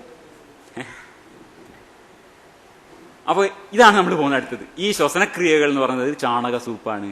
അതാണ് നമ്മൾ ഈ ഖേജരി മുദ്ര ചെയ്യുമ്പോഴായാലും ഇതൊക്കെ ചെയ്യുമ്പോൾ എന്താണ്? ശ്വാസം തടസ്സപ്പെടുത്തുക ഏതെങ്കിലും തരത്തില്. 5 മിനിറ്റേ ഉള്ളൂ. ശംഭോ മഹാദേവ. എന്ത് ചെയ്യാൻ പറ്റും? അതിൽ പറ്റുന്നിടത്തോളം പറയാം. ഇനി സമയം കിട്ടുമല്ലോ. അപ്പൊ പറയാം. ഇത് പറഞ്ഞ പോലെ അറിയാനും അറിയിക്കാനാണ്. എനിക്ക് ഇദ്ദേഹത്തോട് വാദിച്ച് ജയിക്കേണ്ട ഒരു ആവശ്യമൊന്നുമില്ല ഈ കാര്യത്തിൽ. നമുക്ക് കുറച്ച് കാര്യങ്ങൾ പറയാനേ ഉള്ളൂ. അപ്പൊ ഈ അവസരം കഴിഞ്ഞാൽ അടുത്ത് കിട്ടുന്ന അവസരം ഞാൻ ഇതിന്റെ തുടർച്ചയായിട്ട് പറയാമെന്ന് വിചാരിക്കാം. അപ്പൊ ഈ ശ്വസനക്രിയകൾ എന്ന ചാണക സൂപ്പിലേക്ക് നമ്മൾ പോണത്. ഏത്? ഈ ചാണകക്കട്ട ഉണ്ടല്ലോ, നമ്മൾ ഈ കണ്ട ചാണകക്കട്ട എടുത്ത് കലക്കിയിട്ടാണ് ഇന്ന് ശ്വസനക്രിയയായിട്ട് വിൽപ്പന നടത്തുന്നത്. എവിടെ? ബാംഗ്ലൂരുകാരും ഒക്കെ ഹാപ്പിനെസ് പ്രോഗ്രാം, മറ്റേ ക്രിയ, മറച്ചേ ക്രിയ, 5000 രൂപ 10,000 രൂപ എന്ന് പറഞ്ഞ് വിൽക്കുന്ന സാധനം ഏതാണ്? പഴയ ചാണകക്കട്ട എടുത്ത് കലക്കിയ ചാണക സൂപ്പാണ് തരുന്നത്. ഇതാ ഈ സാധനം. ഭസ്ത്രിക, പ്രാണായാമം, ഇതൊക്കെ ചാണക സൂപ്പാണ്. ഇത് നമ്മൾ മനസ്സിലാക്കേണ്ട ഒരു സംഗതി എന്ന് വെച്ചാല് മസ്തിഷ്കത്തിലേക്കുള്ള പ്രാണവായു എന്ന് നമ്മൾ പറയുന്നത്, അതായത് ഓക്സിജന്റെ ലഭ്യത കുറക്കുന്നത് വഴി ഈ മാദകാനുഭൂതി കിട്ടുന്നത് യോഗികൾ മാത്രമല്ല ചെയ്തിട്ടുള്ളൂ. അവർ ഈ പറഞ്ഞ പോലെ മടക്കി വെക്കുന്നുണ്ട് കിട്ടുമ്പോൾ എന്താണ്? ശ്വാസം തടസ്സപ്പെടുമ്പോൾ മസ്തിഷ്കത്തിലുള്ള രക്തോട്ടം കുറയാണ്, ഓക്സിജൻ കുറയാണ്. രക്തോട്ടമല്ല, രക്തത്തിലുള്ള ഓക്സിജൻ കുറയാണ്. ഇത് കുട്ടികൾ ചെയ്യുന്നുണ്ട്. പ്രത്യേകിച്ച് അമേരിക്കയിൽ പിന്നെ കാനഡയിലൊക്കെ ഇതൊരു വലിയ പ്രശ്നമാണ്. എന്ത് ചെയ്യുന്ന പറഞ്ഞാൽ നമ്മൾ ഈ സ്വാമി ചെയ്യുന്ന പോലെ നിന്നിട്ട് ഇങ്ങനെ വരിക്കും. അങ്ങനെ വീഡിയോകൾ കാണാൻ ഞങ്ങൾക്ക് നോക്കിയിട്ടുണ്ടെങ്കിൽ ചോക്കിംഗ് ഗെയിം, ഫെയിന്റിംഗ് ഗെയിം എന്ന് പറയും. ഭയങ്കര ശക്തിയാണ്. കുറേ നേരം ശ്വാസം വലിച്ചു കഴിഞ്ഞാൽ തലച്ചോറിലുള്ള രക്തോട്ടം കുറയും. അതെങ്ങനെയാ ഞാൻ പറഞ്ഞുതരാം. കുറഞ്ഞിട്ട് ആളിപ്പടയും ബോധം കെട്ട് വീഴും. ആ സമയത്ത് ഭയങ്കര അനുഭൂതിയാണെന്ന് പറയുന്നത്. അപ്പൊ ഈ അനുഭൂതിക്ക് വേണ്ടി കുട്ടികൾ ചെയ്യും. അപ്പൊ അത് ഒരു തരത്തിൽ. പിന്നെ ഒരു തരത്തിൽ എന്താണ്? കഴുത്തിൽ കയറിട്ട് കൊടുക്കും. അതൊക്കെ ചങ്ങായിമാരും കൂടിയാണ്. പിന്നെ നെഞ്ചിലമർത്തും. ഇങ്ങനെയൊക്കെ ചെയ്തിട്ട് എങ്ങനെയായാലും മസ്തിഷ്കത്തിൽ കുറച്ചു നേരം ഓക്സിജൻ കിട്ടാതാക്കിയ വലിയ അനുഭൂതിയാണ് വെച്ചിരിക്കുന്നത്. ഈ അവിടുത്തെ കുട്ടികൾ ഇതൊരു വലിയ പ്രശ്നമായിട്ട് അവിടുത്തെ സ്കൂളുകളിൽ അവരുടെ അച്ഛനമ്മമാരും കൂടി അതിന് പ്രത്യേക ഗ്രൂപ്പുകൾ ഉണ്ടാക്കിയിട്ട് കുട്ടികൾ മരിച്ചു പോവുകയില്ല. എന്താ പ്രശ്നം വെച്ചാൽ വീഴുമ്പോൾ പ്രധാനമായിട്ടും ഇത് ചെറിയ സമയത്തേക്കാണെങ്കിലും താഴെ വളരെ ഷാർപ്പായ എന്തെങ്കിലും ഉണ്ട് വിചാരിച്ചോ, അടിച്ച് തലയിടിച്ച് പൊട്ടി മരിച്ചു പോകും. അങ്ങനെ സംഭവിച്ചിട്ടുണ്ട്. അങ്ങനെ എത്രയോ കുട്ടി മരിച്ചു പോയിട്ടുണ്ട്. അപ്പൊ ഈ ഒരു അപകടകരമായ ഗെയിം ഇങ്ങനെ ഈ ശ്വാസവിദ്യ കഴിച്ചിട്ട് ഒരാൾ വീണ് മരിച്ചു പോയത് ഞാൻ കേട്ടിട്ടുണ്ട്. ഇതേപോലെ തന്നെ നമ്മുടെ നാട്ടിൽ ഒരു ഈ ശ്വാസവിദ്യ ചാണക സൂപ്പ് കൊടുക്കുന്നിടത്ത് ശ്വാസം വലിച്ചു വലിച്ചു വലിച്ചു ഒരു ആള് മേലത്തെ നിലയിൽ നിൽക്കുക, ഇയാൾ തലയിറങ്ങി താവിട്ട് വീണു, റോട്ടിൽ വീണ് ആൾ മരിച്ചുപോയി. അത് അങ്ങനെ സെറ്റിൽ ചെയ്തെന്ന് പറഞ്ഞിട്ട്. അപ്പൊ അങ്ങനെ സംഭവിക്കാം. അപ്പോൾ ഇതെന്താണ് mechanism is intentionally cutting off oxygen to the brain. അപ്പോൾ നീട്ടി വലിച്ചിട്ടാവാം, കഴുത്ത് പിടിച്ചിട്ടാവാം, പലതരത്തിലും മസ്തിഷ്കത്തിലേക്കുള്ള ഓക്സിജൻ ലഭ്യത കുറവ്. അത് തന്നെയാണ് ഏത് ജാലന്തര മുദ്ര, ഖേചരി മുദ്ര, ഇതൊക്കെ എന്താ ചെയ്യണത്? മസ്തിഷ്കത്തിലുള്ള ഓക്സിജൻ കുറക്കുക, അതാണ് ചെയ്യുന്നത്. ഇതിങ്ങനെ ഇങ്ങനെ ഭയങ്കരമായിട്ട് തൊണ്ടക്കുഴിയിലേക്ക് അമർത്തി വെച്ച് എന്ത് പറ്റും? ശ്വാസം തടസ്സപ്പെടും. അതിനാണ് ഇത്. പക്ഷെ അന്ന് ഇതൊന്നും അറിയില്ല. അവർക്ക് ഏതോ തരത്തിൽ അനുഭൂതി കിട്ടുന്നുണ്ട്. അത് യോഗാനുഭൂതി എന്നോ എന്താ അനുഭൂതി എന്ന് പറഞ്ഞോട്ടെ. അനുഭൂതിയുടെ കാര്യം എന്താണ്? മനസ്സെന്നാൽ എന്താണ്? Mind is what the brain does. മസ്തിഷ്കം മാത്രമാണ് മനസ്സ്, അതിനപ്പുറം ഒരു മനസ്സൊന്നുമില്ല. അപ്പൊ മസ്തിഷ്കത്തിന്റെ അവസ്ഥയാണ് എല്ലാ മാനസികാവസ്ഥയും. അപ്പൊ മസ്തിഷ്കത്തിന് ഓക്സിജൻ ലഭ്യത കുറയുമ്പോൾ കിട്ടുന്ന ഒരുതരം അനുഭൂതിയാണ് ഇവരെ യോഗാനുഭൂതി. അപ്പൊ ഈ ഹഠയോഗിയുടെ ഭസ്ത്രിക, കൗമാരക്കാരുടെ ഹൈപ്പർ വെന്റിലേഷൻ ഗെയിം എന്ന് പറയാം, ഹൈപ്പർ വെന്റിലേഷൻ ഗെയിം ഇത്യാദി അമിത ദ്രുത ശ്വാസപ്രയോഗങ്ങളിൽ തലച്ചോറിലെ ശുദ്ധരക്ത ലഭ്യത എങ്ങനെ കുറയുന്നു എന്നാണ് നമ്മൾ പറയേണ്ടത്. അപ്പൊ ഇത് breath has a great secret to offer എന്നാണ് ശ്രീ രവിശങ്കർ പറയാം. ആ സീക്രട്ട് എന്താണ് രഹസ്യം? ഇത് hurting your brain on purpose for a few seconds of feeling light headed എന്നാണ്. നിങ്ങളുടെ മസ്തിഷ്കത്തിനെ ബോധപൂർവ്വം കേടാക്കുക, അതാണ് ചെയ്യുന്നത്. അപ്പോൾ എന്താണ് സംഭവിക്കുന്നത്? അമിതമായ വേഗതയിൽ ശ്വസിക്കുമ്പോൾ ശരീരത്തിൽ നിന്ന് കാർബൺ ഡൈ ഓക്സൈഡ് അതിവേഗതയിൽ നീക്കം ചെയ്യപ്പെടും. അതേ വേഗതയിൽ, സമാനമായ വേഗതയിൽ ഓക്സിജൻ ശരീരത്തിലേക്ക് കടക്കുകയില്ല. അത് ഇതിന്റെ ഡിഫ്യൂഷന്റെ ഒരു പ്രത്യേകതയാണ്. ഇപ്പൊ നമ്മൾ രണ്ട് പാത്രത്തിൽ, ഒരു പാത്രത്തിൽ വെള്ളവും വേറൊരു പാത്രത്തിൽ സ്പിരിറ്റും എടുത്ത് മേശപ്പുറത്ത് വെച്ചിട്ട് ഒരു ഫാൻ്റെ ചുവട്ടിൽ വെച്ചാൽ വെള്ളം അവിടെ തന്നെ കിടക്കും, സ്പിരിറ്റ് പെട്ടെന്ന് ആവിയായി പോകും. രണ്ടു ഒരേ സ്പീഡിൽ ആണ് ഫാൻ അടിക്കുന്നെങ്കിലും സ്പിരിറ്റ് പെട്ടെന്ന് ആവിയായി പോകും. എന്ന് പറഞ്ഞതുപോലെ നമ്മുടെ ഈ ശ്വാസകോശത്തിലേക്ക് ഈ നമ്മുടെ അന്തരീക്ഷ വായു കടക്കുമ്പോൾ വളരെ ദ്രുതമായി നമ്മൾ ശ്വാസം വലിക്കുമ്പോൾ ഇതിന്റെ രണ്ടിന്റെ ഡിഫ്യൂഷൻ ഒരുപോലെയല്ല. അതിന് ഡിഫ്യൂഷൻ കപ്പാസിറ്റി എന്ന് പറയും. അതാണ് ഞാൻ നമ്മുടെ മെഡിക്കൽ കോളേജിൽ ഉപയോഗിക്കുന്ന ഈ ഞാനൊക്കെ പഠിച്ചിട്ടുള്ള ഗൈറ്റൻ എന്ന് പറഞ്ഞിട്ടുള്ള ഫിസിയോളജി ബുക്കിലാണിത്. ഇത് കാർബൺ ഡൈ ഓക്സൈഡിന്റെയും ഇത് ഓക്സിജന്റെയും ഡിഫ്യൂഷൻ കപ്പാസിറ്റിയാണ് ഈ കാണിക്കുന്നത്. ഇത്രയേ ഉള്ളൂ. കാർബൺ ഡൈ ഓക്സൈഡിന്റെ ഇങ്ങനെ കൂടും എക്സസൈസ് ടൈമിൽ ഇത്രയും കൂടും, റെസ്റ്റിംഗ് ടൈമിൽ ഓക്സിജന്റെ ഇത്രയേ ഉള്ളൂ. ഇതാണ് കാർബൺ ഡൈ ഓക്സൈഡിന്റെ ഡിഫ്യൂഷൻ കപ്പാസിറ്റി, ഇത് ഓക്സിജന്റെ. അപ്പോൾ ആ വ്യത്യാസം കണ്ടില്ലേ? ഓക്സിജന്റെ ഡിഫ്യൂസിംഗ് കപ്പാസിറ്റിയും കാർബൺ ഡൈ ഓക്സൈഡിന്റെ ഡിഫ്യൂസിംഗ് കപ്പാസിറ്റിയും തമ്മിൽ വളരെയധികം വ്യത്യാസമുള്ളതിനാൽ അതിദ്രുതമായി ശ്വാസം വലിക്കുമ്പോൾ ഓക്സിജൻ അകത്തേക്ക് കയറുകയല്ല ഇത്. നമ്മുടെ ശ്വാസവ്യാപാരിയുടെ വെബ്സൈറ്റ് പോയി കഴിഞ്ഞാൽ ഭയങ്കര രസമാണ്. അദ്ദേഹം പറയുന്നത് വെച്ചാൽ ഈ മസ്തിഷ്കത്തിനകത്ത് നിറയെ ഓക്സിജൻ അടിച്ചു കയറുകയെന്നാണ്. നിങ്ങളുടെ സെല്ലുകൾ മുഴുവൻ ഓക്സിജൻ കയറും, അപ്പൊ ക്യാൻസറൊക്കെ മരിച്ചു പോകുന്നൊക്കെ അത് അടിച്ചു വിടാണ്. ഇങ്ങനെയൊന്നും സംഭവിക്കുന്നില്ല. ശരീരത്തിലെ വാസ്തവത്തിൽ കൂടുതൽ ഓക്സിജൻ കയറുകയല്ല ചെയ്യുന്നത്, കാർബൺ ഡൈ ഓക്സൈഡ് നീക്കം ചെയ്യുക മാത്രമാണ് സംഭവിക്കുന്നത്. അപ്പൊ എന്ത് സംഭവിക്കുന്നു? ഇത് തലച്ചോറിലെ ധമനികളാണ്. ഇതിന്റെ ഒരു പ്രത്യേകത എന്താണ്? അതിന്റെ വ്യാസം നിശ്ചയപ്പെടുത്തിയിട്ടുണ്ട്. ഇത് പ്രകൃതി നിർദ്ധാരണം വഴി നേരത്തെയുള്ള സാധനമാണ്. അവ രക്തത്തിൽ അലിഞ്ഞു ചേർന്നിട്ടുള്ള കാർബൺ ഡൈ ഓക്സൈഡിന്റെ അളവ് കൂടുമ്പോൾ സ്വയം വികസിക്കും. ഇതൊക്കെ വളരെ കൃത്യമായിട്ടുള്ള മെക്കാനിസം ഉണ്ട്. യോഗികളെ വിചാരണ വെച്ച് ഇതൊക്കെ അവർക്ക് കൺട്രോൾ ചെയ്യാന്നാണ്. ഇപ്പൊ ശുദ്ധാത്മാക്കൾ ഇതൊക്കെ millions of years of natural നമുക്കൊന്നും ചിന്തിക്കാൻ പറ്റാത്ത മെക്കാനിസം അതിൻ്റെ ഉള്ളിൽ ഇരിക്കണതേ. അപ്പോൾ അളവ് കൂടുമ്പോൾ സ്വയം വികസിക്കുകയും അളവ് കുറയുമ്പോൾ സങ്കോചിക്കുകയും ചെയ്യും. അതാണ് കാർബൺ ഡൈ ഓക്സൈഡിനെ വെച്ചുകൊണ്ടാണ് തീരുമാനിക്കുന്നത്. മസ്തിഷ്കത്തിന്റെ ഈ രക്തലഭ്യത ആവശ്യമായ 50 മുതൽ 54 milli litre per minute per 100 gram. അതിൽ കൂടാൻ പറ്റില്ല. കാരണം ഇത് വളരെ ടൈറ്റായിട്ടുള്ള ഒരു ഓട്ടിനകത്ത് കിടക്കുന്നത്, അല്ലെ ഓട്ടിനകത്താണ്. ഇതിൻ്റെ അകത്ത് വികസിച്ച് കൂടിപ്പോയാൽ ഒക്കെ തകരാറായി പോകും. കാരണം കൃത്യമായ അളവായിരിക്കണം. 50 മുതൽ 54 milli litre per minute per 100 gram എന്ന നിലക്ക് നിർത്താനുള്ള അനുകൂലനങ്ങളിൽ ഒന്നാണ്. ഇതെങ്ങനെയാണ്? മസ്തിഷ്കത്തിലെ കാർബൺ ഡൈ ഓക്സൈഡ്, രക്തത്തിലുള്ള അലിഞ്ഞു ചേർന്ന കാർബൺ ഡൈ ഓക്സൈഡിന്റെ അളവ് കൂടുമ്പോൾ സ്വയം വികസിക്കും, കുറയുമ്പോൾ സങ്കോചിക്കുകയും ചെയ്യും. ഇങ്ങനെയാണ് മസ്തിഷ്കത്തിലെ ഈ രക്തോട്ടം നിർണ്ണയിക്കുന്നത്. അപ്പോൾ എന്ത് സംഭവിക്കും? അമിത ശ്വസനം കൊണ്ട് രക്തത്തിൽ കാർബണിന്റെ സാന്ദ്രത കുറയുമ്പോൾ എന്താ സംഭവിക്കുക?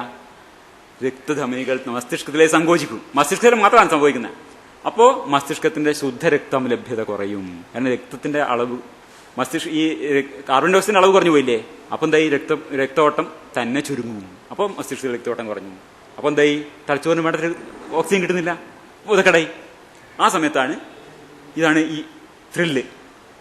ഇതിലേക്ക് ഇനി നമുക്ക് നേരം കിട്ടുകയാണെങ്കിൽ അടുത്ത തവണ വരാം. വളരെ സന്തോഷം. 2 അവതരണങ്ങൾ കഴിഞ്ഞിരിക്കുകയാണ്. സ്വാഭാവികമായും ശ്രോതാക്കൾക്ക് ചില കാര്യങ്ങളിൽ വിശദീകരണങ്ങൾ ആവശ്യമുണ്ടായിരിക്കാം. അങ്ങനെ ഉണ്ടെങ്കിൽ അവ എഴുതി തയ്യാറാക്കി ഒന്നുകിൽ ഇവിടെ അവതരിപ്പിക്കുകയോ അല്ലെങ്കിൽ ഇവിടെ ഡയസിലെത്തിക്കുകയോ ചെയ്യണം. ആദ്യ അവതരണത്തിനെ പ്രതികരിച്ചുകൊണ്ട് ഡോക്ടറുടെ അവതരണം കഴിയേണ്ടായി. ഇതുമായി ബന്ധപ്പെട്ട് ശംഭു നമ്പൂതിരിക്ക് ചില വിശദീകരണങ്ങൾ സ്വാഭാവികമായിട്ടും ഉണ്ടാകാം. അദ്ദേഹത്തിന് അരമണിക്കൂർ സമയം അനുവദിക്കുകയാണ്. ഇതേപോലെ തന്നെ തിരിച്ച് വിശ്വാൻ ഡോക്ടർക്കും അരമണിക്കൂർ കൊടുക്കും. 2ാം ഘട്ടം അവതരണത്തിന് വേണ്ടി ശ്രീ ശംഭു നമ്പൂതിരിയെ സ്നേഹപൂർവ്വം ക്ഷണിക്കുന്നു. ഒരു സമ്പാദ ആണല്ലോ. സത്യത്തില് എനിക്ക് തോന്നിയത് വിശ്വാൻ ഡോക്ടർ 18ാം നൂറ്റാണ്ടിലേക്ക് അത് പോയോ എന്നൊരു സംശയം.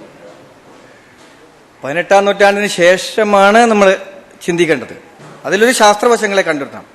ഡോക്ടർ ഇത് പഠിച്ചിട്ട് ഈ കാര്യങ്ങളൊക്കെ പഠിച്ചിട്ട് അത് ഇന്നത്തെ ശാസ്ത്രവുമായിട്ട് കണക്ട് ചെയ്തിട്ട് ഇന്നെങ്ങനെ നമുക്ക് യോജിപ്പിക്കാമെന്ന് പഠിക്കണം. അങ്ങനെ ആകുമ്പോൾ ഇപ്പോൾ ഉള്ള യോഗാശാസ്ത്രം ഒന്നുകൂടെ വരും. ആ ഉയർച്ചയിലേക്ക് കൊണ്ടുവരാനാണ് പഠിപ്പിക്കേണ്ടത്. അവിടെ ആയിരുന്നു അതിൻ്റെ ഭാഗം കൊണ്ടുവരേണ്ടത്. എനിക്ക് അങ്ങനെയാണ് തോന്നിയത്. കുറെ കാര്യങ്ങളിൽ ഡോക്ടർ പറഞ്ഞപ്പോൾ എനിക്ക് കുറച്ച് കാര്യങ്ങളിലൂടെ കടന്നു പോയപ്പോൾ അങ്ങനെയൊക്കെ തോന്നി. രജസിനെ പറ്റിയും ശുക്ലത്തിനെ കുറിച്ചൊക്കെ പറഞ്ഞപ്പോഴൊക്കെ പഴയ കാലത്തെ ഒക്കെ അങ്ങ് പോയോ, 18ാം നൂറ്റാണ്ടിലേക്ക് പോയിട്ട് അത് പഠിക്കാനുള്ള മനസ്സ് കൊണ്ടുപോയോ ഡോക്ടർ എന്ന് തോന്നിപ്പോയി. അത്രയൊന്നും കൊണ്ടുപോകണ്ട, അതിനൊന്നും കൊണ്ടുപോകേണ്ട കാര്യമില്ല. കാരണം അത് അന്നത്തെ കാലത്തുണ്ടായിരുന്ന ആൾക്കാരിൽ കണ്ടെത്തിയ ഒരു ശാസ്ത്രവശമാണ്. ആ ശാസ്ത്രവശം പിന്നീട് ഡെവലപ്പ് ചെയ്ത് നമ്മൾ ഇന്ന് കാണുന്ന വൈദ്യശാസ്ത്രവുമായി കണക്ട് ചെയ്തിട്ട് ഇന്നത്തെ ആരോഗ്യശാസ്ത്രത്തിലേക്ക് എങ്ങനെ കൊണ്ടുവരാൻ പറ്റുമെന്നാണ് ഡോക്ടർ പഠിക്കേണ്ടത്.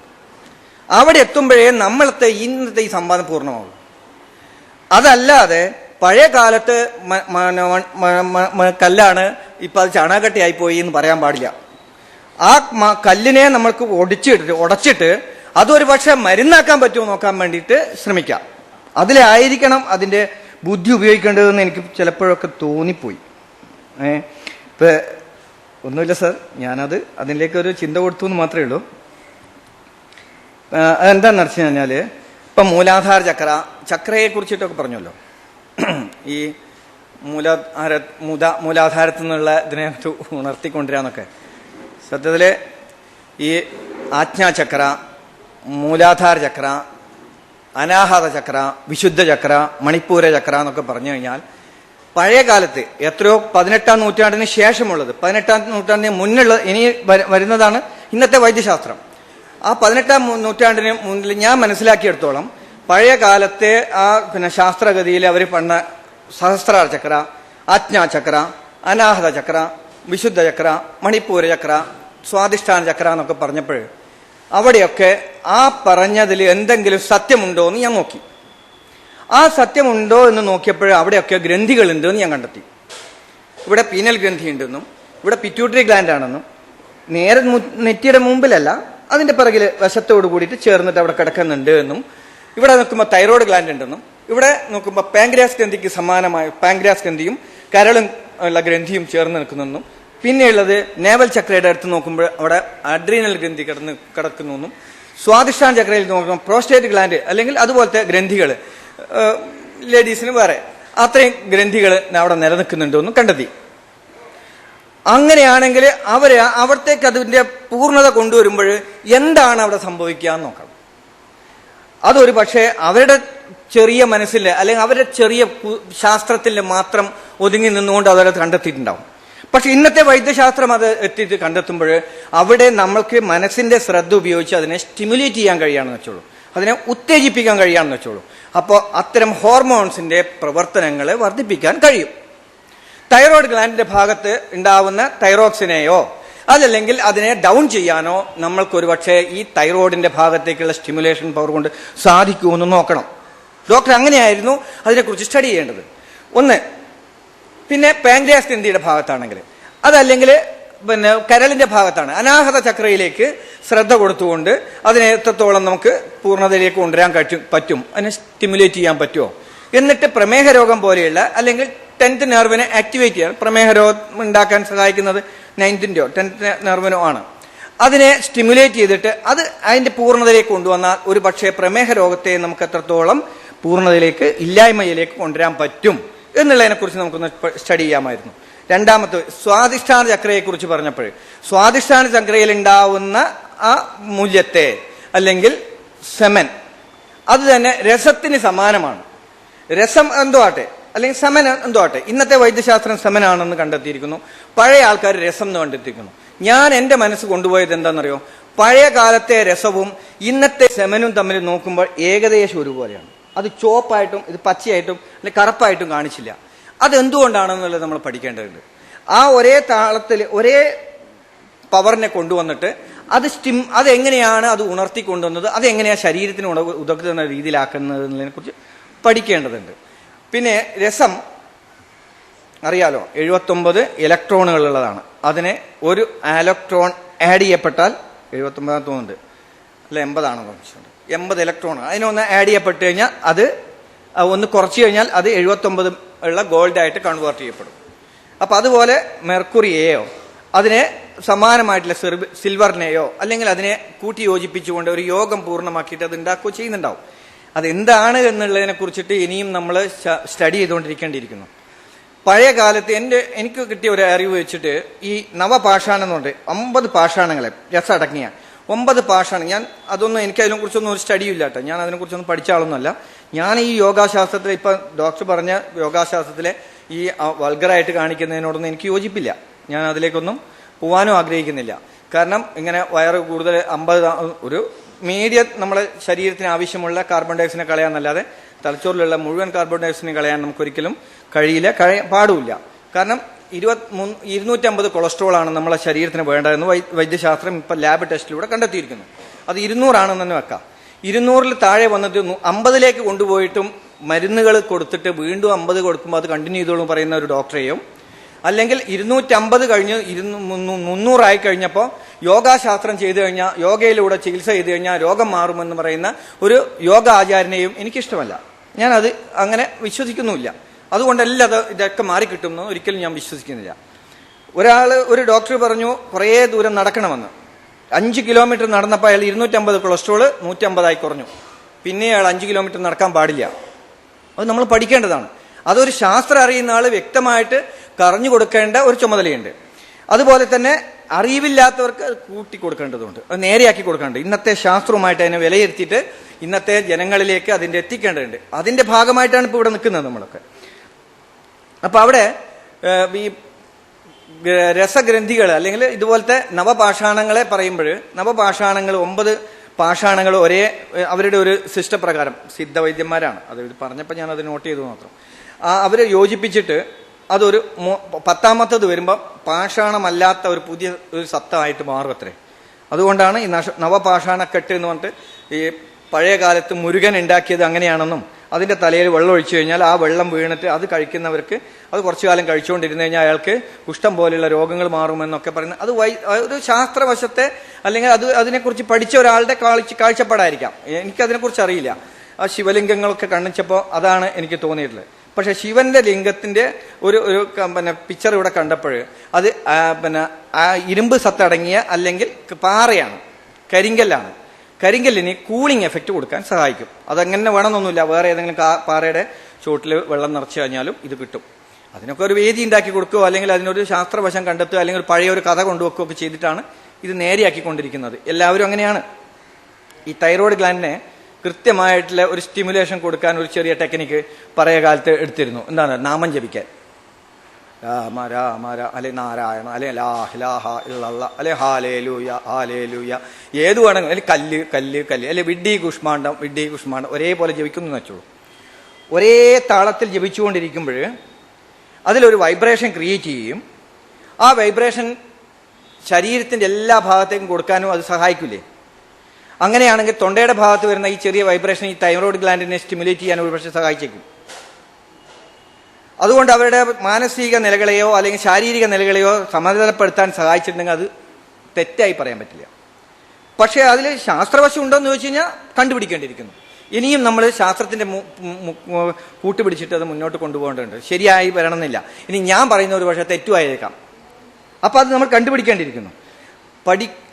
നമ്മൾ 18-ാം നൂറ്റാണ്ടിൽ കണ്ട കുറേ സംഭവങ്ങളെ ഇപ്പോഴത്തെ പുതിയ തലമുറയ്ക്ക് കിട്ടുന്ന രീതിയിൽ സയൻസ് പഠിച്ച് അല്ലെങ്കിൽ അതിനെ ആധികാരികമായിട്ട് വിലയിരുത്താൻ കഴിയുന്നവരുമായിട്ട് കണക്ട് ചെയ്തിട്ട് അതിനാവശ്യമായ നിർദ്ദേശങ്ങൾ കൊടുക്കാൻ കഴിയാത്തതാണ് ഇന്ന് കാണുന്ന ഈ കൈയും കാലിട്ട് അനക്കുന്നതൊക്കെ യോഗ എന്ന് പറഞ്ഞിട്ട് വരുന്നതിന്റെ കാരണം.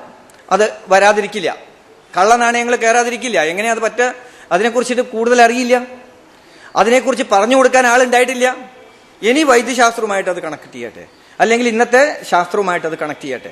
ആ ശാസ്ത്രവുമായി കണക്ട് ചെയ്യുമ്പോൾ ഇത് കൃത്യമായിരിക്കും. എന്തുകൊണ്ടെന്നറിയാം? ഡോക്ടർ പറഞ്ഞ റെസ്റ്റ് ഓക്കെയാണ്, നമ്മളത് അംഗീകരിക്കേണ്ടതാണ്. വിശ്രമമാണ് ശരി. സുഖം സ്ഥിരം ആസനം അത് തന്നെയാണ് ശരി. സ്ഥിരമായിരിക്കണം, സുഖകരമായിരിക്കണം. സുഖകരമാവുന്നില്ല, അപ്പൊ അത് എന്ത് ചെയ്യും? അപ്പൊ അത് നേരെയാക്കാൻ പഠിപ്പിക്കുന്നതാണ് ആസനാസ്. ഇപ്പോ ഉദാഹരണത്തിന് ഈ കൈ ഇങ്ങനെ ആക്കേണ്ടത്, ഒരാള് കൈ ഇങ്ങനെയായിട്ട് വന്നു, സ്വാഭാവികമായിട്ടും അപ്പൊ ഇങ്ങനെ കൈ ചെരിഞ്ഞു വന്നപ്പോൾ എന്താ ചെയ്തതെന്ന് വെച്ച് കഴിഞ്ഞാല് അയാൾ യോഗക്ക് വന്നു എന്ന് വിചാരിക്കാം, അല്ലെങ്കിൽ അത് ഡോക്ടറെ അടുത്തേക്ക്, വേറെ ഏതെങ്കിലും ഡോക്ടറെ അടുത്തേക്ക് പോയി എന്ന് വിചാരിച്ചോളൂ. അപ്പൊ അയാൾ പറയണേ എന്റെ കൈയുടെ വിരലുകളൊക്കെ ഇങ്ങനെ നിൽക്കണം, ഞാൻ എന്താ ചെയ്യേണ്ടത്? ക്ഷമയോടെ അയാൾ റെസ്റ്റ് എടുത്തുകൊണ്ട് അയാളുടെ മസിലുകളെ ഓരോ ദിവസവും അയാൾ തിരിച്ച് കൊണ്ടുവന്ന് അതിന്റെ സാധാരണ രീതിയിലേക്ക് തിരിച്ചു വന്നു എന്ന് വിചാരിക്കാം. അത് ക്വാളിറ്റി അല്ലേ? അവിടെ മസിലുകളെ, അതിൻ്റെ ഒരു രക്തസഞ്ചാരത്തെ, അതിൻ്റെ എല്ലാ പ്രവർത്തനങ്ങളെയും ഏകോപിപ്പിച്ചുകൊണ്ട് കൊണ്ടുവരാം. അങ്ങനെ ചെയ്തു വരുമ്പോൾ അത് ആരോഗ്യകരമല്ലേ? അവിടെ ഒരു ആരോഗ്യ സംരക്ഷണം വരുന്നില്ലേ? അവിടെ ഒരു രോഗമാറ്റം സംഭവിക്കുന്നില്ലേ? അത്രയേ ഉള്ളൂ ആസനാസിൽ. അത് പ്രാക്ടീസ് ചെയ്ത് വരുന്ന ഒരാൾ ഹഠയോഗികളായി മാറിയിരിക്കും. അല്ലെങ്കിൽ ആ കാല് മട്ടക്കി പൊളിച്ചിട്ട് ഈ കഴുത്തിന്റെ പുറകിലൂടെ ഇട്ട് വരുന്നുണ്ടാവും. ഇത് കുറച്ച് അപകടം പിടിച്ച പരിപാടി തന്നെയാണ്. അത്രയും പരിപാടിയിലേക്കൊന്നും ഒരു സാധാരണക്കാരൻ കടന്നു പോകേണ്ട ആവശ്യമില്ല. പക്ഷെ ഹഠയോഗ പ്രകടിപ്പിക്കാൻ വേണ്ടിയിട്ട് ചിലപ്പോൾ പ്രകടനങ്ങൾക്ക് വേണ്ടിയിട്ട് അത് ഉപയോഗിച്ചേക്കും. അത് ഞാൻ നേരത്തെ പറഞ്ഞത്, പ്രകടനങ്ങൾക്ക് വേണ്ടിയിട്ട് മനസ്സും ശരീരവും ഏകാഗ്രമാക്കിയിട്ട് അത്തരം കാര്യങ്ങളിലേക്ക് കൊണ്ടുപോകുന്നുണ്ട്.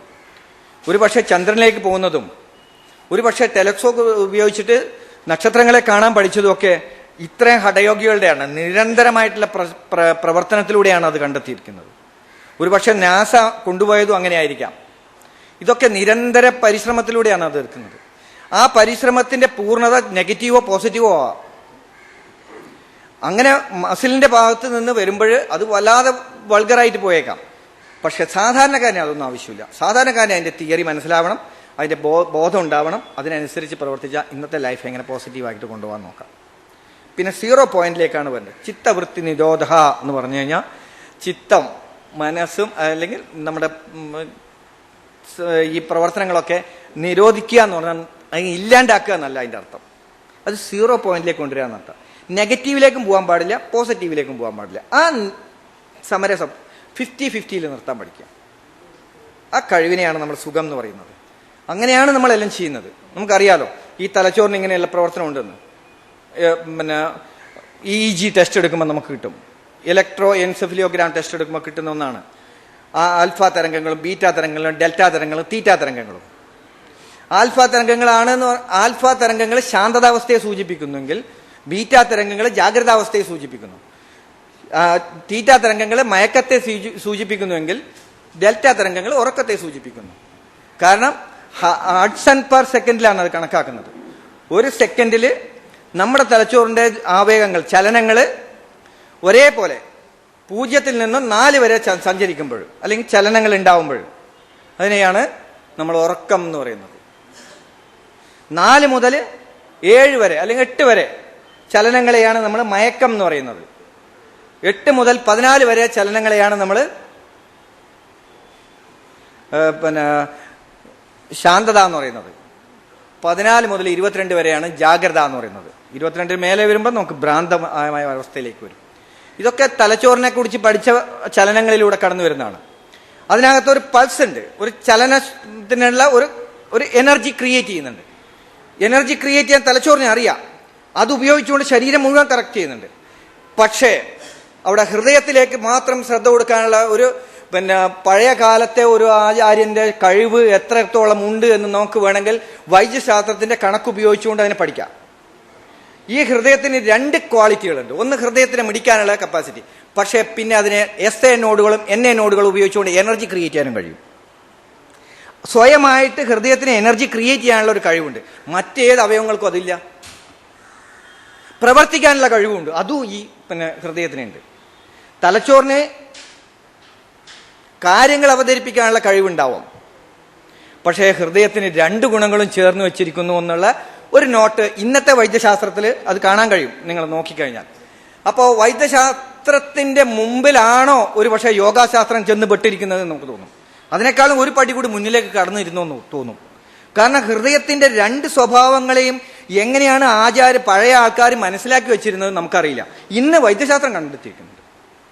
ഇവിടെ ആജ്ഞാചക്രയുടെ നേരെ പിറകുവശത്താണ് പിറ്റ്യൂട്ടറി ഗ്ലാൻഡ് കിടക്കുന്നത് എന്ന് പറയാനുള്ള, അല്ലെങ്കിൽ ആയിരിക്കാം, അതിനെ സ്റ്റിമുലേറ്റ് ചെയ്യുമ്പോൾ മാസ്റ്റർ ഗ്രന്ഥി ആയ പിറ്റ്യൂട്ടറി ഗ്ലാൻഡ് ശരീരത്തിലെ മറ്റു ഗ്രന്ഥികളെ മുഴുവൻ സ്റ്റിമുലേറ്റ് ചെയ്യുന്നു എന്ന് കണ്ടെത്തിയിരിക്കുന്നു. തൈറോയ്ഡ് ഗ്ലാൻഡിനെ ആക്ടിവേറ്റ് ചെയ്താൽ അതിന്റെ പ്രവർത്തനം പൂർണ്ണമാവുന്നു. TSH പഠിക്കണം എന്നുണ്ടെങ്കിൽ മാനസിക രോഗങ്ങൾ കൃത്യമാക്കാൻ പഠിച്ചു കഴിഞ്ഞാൽ, അല്ലെങ്കിൽ അയാളുടെ മെന്റൽ സ്ട്രെയിൻ കുറച്ച് കഴിഞ്ഞാൽ ഒരു പക്ഷേ തൈറോയ്ഡ് സ്റ്റിമുലേഷൻ ഹോർമോൺ നേരെയാവണ്ടേ? ആജ്ഞാചക്രയെ കൃത്യമാക്കി വെക്കാൻ പറ്റും. ഒരു പക്ഷെ നിങ്ങളുടെ മനസ്സുകൊണ്ട് ആ സ്ഥലത്തേക്ക് ശ്രദ്ധ കൊടുത്ത് അതിന്റെ പൂർണ്ണതയിലേക്ക് വരാൻ കഴിഞ്ഞാൽ ഒരു പക്ഷേ അത് നേരെയായി വരില്ലേ? അതിലൂടെയുള്ള ഗ്രന്ഥികളുടെ ഉൽപാദനം. അതുപോലെ കരളിന്റെ ഭാഗത്ത് വരുന്ന പ്രവർത്തനങ്ങളെ നമുക്ക് മാനസിക തലങ്ങളിലൂടെ ശരീരത്തെ ഉണർത്തുകയാണ്. ഫിസിക്കലായിട്ട് നമുക്ക് ഉണർത്താം. ഫിസിക്കലായിട്ട് ഉണർത്താൻ ചില വ്യായാമ മുറകളെ ഉപയോഗിക്കാം. അതൊക്കെ ശരീരത്തിന് പീഡനങ്ങളാവുന്ന പാടില്ല. പീഡന ചികിത്സയല്ല ഞാൻ പറഞ്ഞത്, പീഡിപ്പിക്കാൻ വേണ്ടിയിട്ടല്ല പറയുന്നത്. അത് സ്വാത്വിക ഗുണബുദ്ധിയോട് കൂടിയിട്ട്, രാജസികമാവാതെ, താമസികമാകാതെ, അതിൻ്റെ ആ മിഡിൽ പോർഷനിലേക്ക് വന്നുകൊണ്ട് വളരെ ബുദ്ധിപൂർവം കൈകാര്യം ചെയ്താൽ അത് ഒരു പക്ഷേ വലിയ ശാസ്ത്രമായിട്ട് മാറിയിരിക്കും. ഞാനല്ല, എനിക്കിത് ബിഗ് സീറോ ആണ് ഞാൻ ഈ യോഗാശാസ്ത്രത്തിൽ. പക്ഷേ ഡോക്ടറെ പോലെയുള്ള ആൾക്കാർ ഇതിനെക്കുറിച്ചിട്ട് ഇനി സ്റ്റഡി ചെയ്യാനിരിക്കുന്നു. ആ പഴയ കാലത്തെ കാഴ്ചപ്പാട് വെച്ചുകൊണ്ട് ഇന്നത്തെ വൈദ്യശാസ്ത്രവും ഇതും തമ്മിൽ എത്രത്തോളം കണക്റ്റഡ് ആണ് എന്ന് നോക്കണം. അല്ലെങ്കിൽ അത് വലിച്ചെറിയണം. ഈ യോഗാശാസ്ത്രം ഈ ലോകത്ത് വേണ്ട. മറിച്ച് അതിനൊരു ശാസ്ത്രതത്വമുണ്ട് എന്ന് കണ്ടെത്തിയാൽ അത് ഹൈലൈറ്റ് ചെയ്യണം. അല്ലെങ്കിൽ പിന്നെ എന്ത് കാര്യം? ഇന്ന് നമുക്കത് ഉൾക്കൊള്ളാൻ കഴിയുന്നുണ്ട്. എന്തുകൊണ്ട് എന്ന് വെച്ച് കഴിഞ്ഞാൽ ഇന്ന് ശ്വാസം എടുക്കുമ്പോൾ, ഇപ്പം ശ്രീ രവിശങ്കറിന്റെ അതിനോട് എനിക്ക് യോജിപ്പില്ല. ഞാനും ആ യോഗ ക്ലാസ്സിൽ പോയത് തന്നെയാണ്. ഞാൻ ബേസിക് കോഴ്സ് എടുത്തിട്ടുള്ളൂ. ഭസ്ത്രിക പ്രാണായാമം ചെയ്യുമ്പോൾ നമ്മുടെ ശരീരത്തിനകത്തുള്ള കാർബൺ ഡയോക്സൈഡിന്റെ ഒരു തലച്ചോറിൽ വല്ലാതെ കുറയുകയും അത് പ്രശ്നങ്ങൾ ഉണ്ടാക്കാൻ സഹായിക്കുകയും ചെയ്യും. അത് ഒരു പക്ഷേ ശ്രീ രവിശങ്കറിനെയും അറിയാം. പക്ഷേ ഇന്ന് ഇവിടെ 50 മുതൽ 54 വരെയാണ് മില്ലി അല്ലെങ്കിൽ പിന്നെ വേണ്ടത് എന്ന് വിചാരിക്കാം. നമ്മുടെ തലച്ചോറിനകത്ത് 200 കെട്ടിക്കിടക്കുന്നത്. അതൊരു 50 എത്തിക്കഴിഞ്ഞാൽ നമ്മൾ രക്ഷപ്പെടില്ലേ? ആ ക്വാളിറ്റിയെ അയാൾ ആഗ്രഹിക്കാൻ പാടുള്ളൂ. എന്നാൽ ശ്രീ രവിശങ്കറെ നമുക്ക് ബഹുമാനിക്കാം. പക്ഷെ അയാൾ 1 എത്തിക്കണം എന്ന് പറഞ്ഞു കഴിഞ്ഞാൽ അയാൾ വലിച്ചെറിയേണ്ട സമയമായിരിക്കുന്നു. അത് ശാസ്ത്രവശത്തിന്റെ ഭാഗമല്ലല്ലോ. അയാൾ നശിപ്പിക്കാൻ വേണ്ടി ശ്രമിക്കല്ലേ? ആ 0 പോയിന്റിലേക്ക് എത്തിക്കാനാണ് നമ്മൾ എത്തിക്കേണ്ടത്. അവിടെ അയാളുടെ കഴിവ് വിജയിച്ചോ എന്നാണ് നമ്മൾ നോക്കുന്നത്. വിജയിച്ചിട്ടുണ്ടെങ്കിൽ അയാൾ യോഗയെ കൊണ്ട് നടക്കട്ടെ. വിജയിച്ചിട്ടില്ലെങ്കിൽ അയാൾ നമുക്ക് വേണ്ട. അത്തരം ആശയങ്ങളിലൂടെ, അത്തരം കാര്യങ്ങളിലൂടെ, അത്തരം ശാസ്ത്രചിന്തകളിലൂടെ നമ്മൾ യോഗയെ നിരീക്ഷിക്കുകയും പഠിക്കുകയും അത് ജനങ്ങൾക്ക് പറഞ്ഞു കൊടുക്കുകയും ചെയ്തു കഴിഞ്ഞാൽ വിജയത്തിലെത്തും. എനിക്കങ്ങനെയാണ് തോന്നുന്നത്. യോഗ കുറെ കൂടി മുന്നോട്ട് പോകേണ്ടത്, അല്ലെങ്കിൽ അതിനെക്കുറിച്ച് കുറെ കൂടി പഠിക്കാനുണ്ട്. ഓരോ ഗ്രന്ഥികളെ അത് പഠിക്കുന്നുണ്ട്. അപ്പോൾ ഒരു ചോദ്യം ഒരു പക്ഷേ ഡോക്ടർ ചോദിക്കും, അല്ലെങ്കിൽ ഈ ഇരിക്കുന്നവർ ചോദിക്കും, മൂലാധാരത്തിൽ നിങ്ങൾ എന്ത് ഗ്രന്ഥിയായി കൊണ്ടുവച്ചിരിക്കുന്നു? മൂലാധാരത്തിൽ ഗ്രന്ഥിയല്ല, മൂലാധാരത്തിൽ സുഷുമ്നാ നാഡിയുടെ ഏറ്റവും അടിഭാഗത്തെയാണ്. ആ അടിഭാഗത്തെ തലച്ചോറിന്റെ സുഷുമ്നാ നാഡിയുടെ ഇവിടെ മോൾ ഭാഗം പോസിറ്റീവ് ആണെങ്കിൽ, അല്ലെങ്കിൽ മോൾ ഭാഗം ഒന്നും നട്ടലിന്റെ ഏറ്റവും അടിഭാഗത്തുള്ള സുഷുമ്നാ നാഡിയുടെ അടിഭാഗം 20ാമത്തെ പോയിന്റ് 33ാമത്തെ പോയിന്റ് ആണെന്ന് വിചാരിക്കുക. ആ 33ാമത്തെ പോയിന്റിലുള്ള ഒരു പവറിനെ മെല്ലെ ഉണർത്തി ആ നാഡിയെ മുഴുവൻ ഉണർത്തി തലയുടെ ഭാഗത്തേക്ക് അത്രയധികം എനർജി ക്രിയേറ്റ് ചെയ്യാൻ പറ്റുമെന്ന്. അതൊരു നല്ല കാഴ്ചപ്പാടാണ്.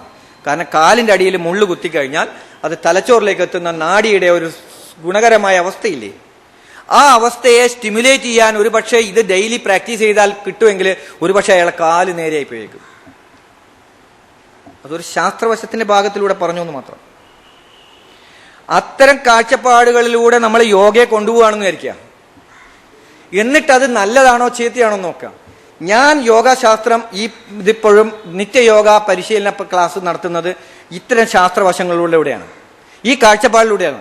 ഇത് തെറ്റാണെന്ന് ഒരു ദിവസം തോന്നുകയാണെങ്കിൽ ഞാൻ അന്നത്തെ ദിവസം ഇത് വലിച്ചെറിയും.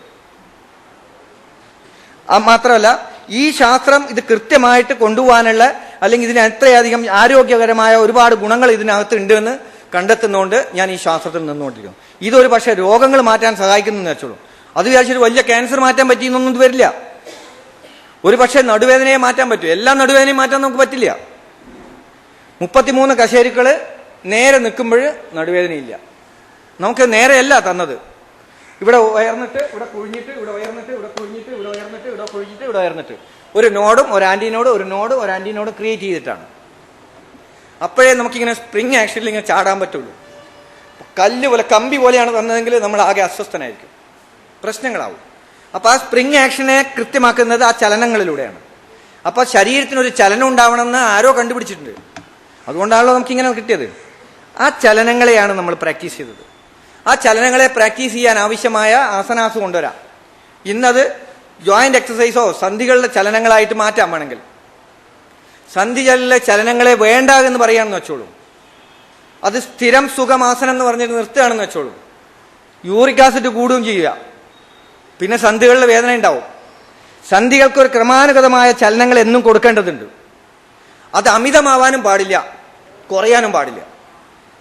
അവിടെ മനസ്സിന്റെ ഒരു താളമുണ്ട്. ആ താളത്തെ നമ്മൾ ഉപയോഗപ്പെടുത്തേണ്ടതുണ്ട്. ഉപയോഗപ്പെടുത്താതിരുന്ന പ്രശ്നങ്ങൾ ഉണ്ടാവും. ഇനി നിങ്ങൾ മലർന്ന ശവാസനത്തിൽ കിടന്നു എന്ന് വിചാരിക്കാം. ശവാസനത്തിൽ കിടന്നുകൊണ്ട് നിങ്ങളുടെ ചലനങ്ങളെ പൂർണ്ണമാക്കുക മാത്രമേ ചെയ്യുന്നുള്ളൂ. ചലനങ്ങളെ ഇല്ലാതാക്കുന്നില്ല. ഇല്ലാതാക്കിയാൽ ആ ജോയിന്റ് പ്രശ്നങ്ങളാണ്. അത് ഇല്ലാതാക്കാൻ ചിലപ്പോൾ ഒരു പക്ഷേ യൂറിക് ആസിഡ് എന്ന് പറഞ്ഞ അളവ് കൂടിക്കഴിഞ്ഞാൽ ഉണ്ടാവും, കൊളസ്ട്രോളിന്റെ അളവ് കൂടിക്കഴിഞ്ഞാൽ ഉണ്ടാവും, അല്ലെ രക്തത്തിലെ പഞ്ചസാരയുടെ അളവ് കൂടിക്കഴിഞ്ഞാൽ ഉണ്ടാവും, കുറഞ്ഞു കഴിഞ്ഞാലും ഉണ്ടായേക്കാം. പക്ഷെ അതൊരു 0 പോയിന്റിലേക്ക് മിഡിൽ പോയിന്റിലേക്ക് കൊണ്ടുവരാൻ പഠിപ്പിക്കലാണ് ശാസ്ത്രങ്ങളൊക്കെ ചെയ്യേണ്ടത്. ആ അത്തരം ശാസ്ത്രങ്ങളായിട്ട് നമുക്ക് ഈ യോഗയെ ഉണർത്താൻ കഴിയണം. അതാണ് ഞാൻ ശ്രമിച്ചുകൊണ്ടിരിക്കുന്നത്. അത് രോഗചികിത്സക്ക് ചിലപ്പോൾ ഗുണകരമാവും, അല്ലെങ്കിൽ അത് രോഗങ്ങൾ ഉണ്ടാക്കാനാണ് സഹായിക്കുക. നമ്മുടെ ശരീരത്തിനകത്തുള്ള കൊളസ്ട്രോളിനെ ഒരു 10 തവണ ഇങ്ങനെ ഓടിക്കൊണ്ടിരിക്കുകയാണെന്ന് വെച്ചുള്ളൂ. കൊളസ്ട്രോൾ കുറഞ്ഞു. അപ്പൊ അയാൾ പറയും എന്റെ കൊളസ്ട്രോൾ കുറഞ്ഞത് ഈ ഇങ്ങനെ ചാടിയിട്ടാണ്, ഇതന്നെയാ യോഗ എന്ന് പറയുക. അല്ലെങ്കിൽ ഇതന്നെയാണ് കല്ല്. യോഗ പറയണ്ട, കല്ല്.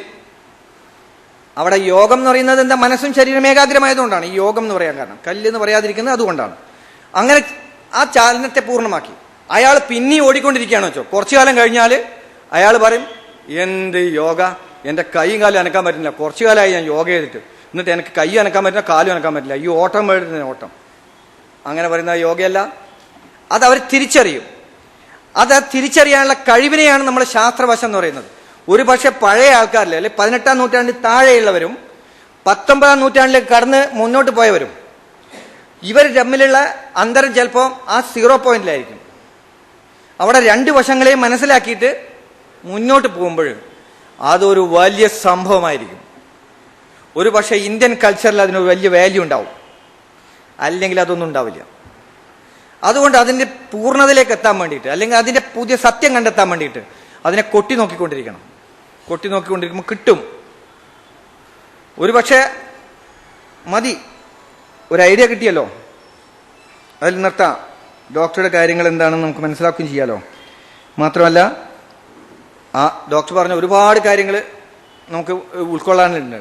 ഒരു സംവാദമായതുകൊണ്ട് അതിലത്തെ കുറെ കാര്യങ്ങൾ ഞാൻ മാറ്റിവെച്ചിട്ട് അതിനെ എതിർക്കാനുള്ള കാര്യങ്ങളിലേക്ക്, അല്ലെങ്കിൽ അതിനെങ്ങനെയാണ് അതിനെ കൊണ്ടുപോകേണ്ടതെന്നുള്ള കാര്യങ്ങളെ കുറിച്ച് മാത്രം പറഞ്ഞു എന്ന് മാത്രം. ഇതൊരു രസകരമായ സംവാദമാണല്ലോ. അതാ അതിൻ്റെ ആ ക്വാളിറ്റി, ഒരു നല്ല ക്വാളിറ്റിയിലൂടെ കൊണ്ടുപോകാൻ പഠിപ്പിക്കുക. അപ്പൊ എനിക്ക് തോന്നിയ കാഴ്ചപ്പാട് ഇതാണ്. ഡോക്ടർ എന്തിനാണ് ഈ 18ാം നൂറ്റാണ്ടിന്റെ അപ്പുറത്തേക്ക് പോയത്? ഒരു 19ാം നൂറ്റാണ്ടിലേക്ക് ഇതിനെ കയറ്റി കൊണ്ടുവന്നിട്ടുണ്ടെങ്കിൽ ഞാനൊക്കെ സന്തോഷിച്ച് കൈയടിച്ചതിനെ എന്ന് തോന്നിപ്പോയി. അതുകൊണ്ട് പറഞ്ഞു. ഓക്കെ.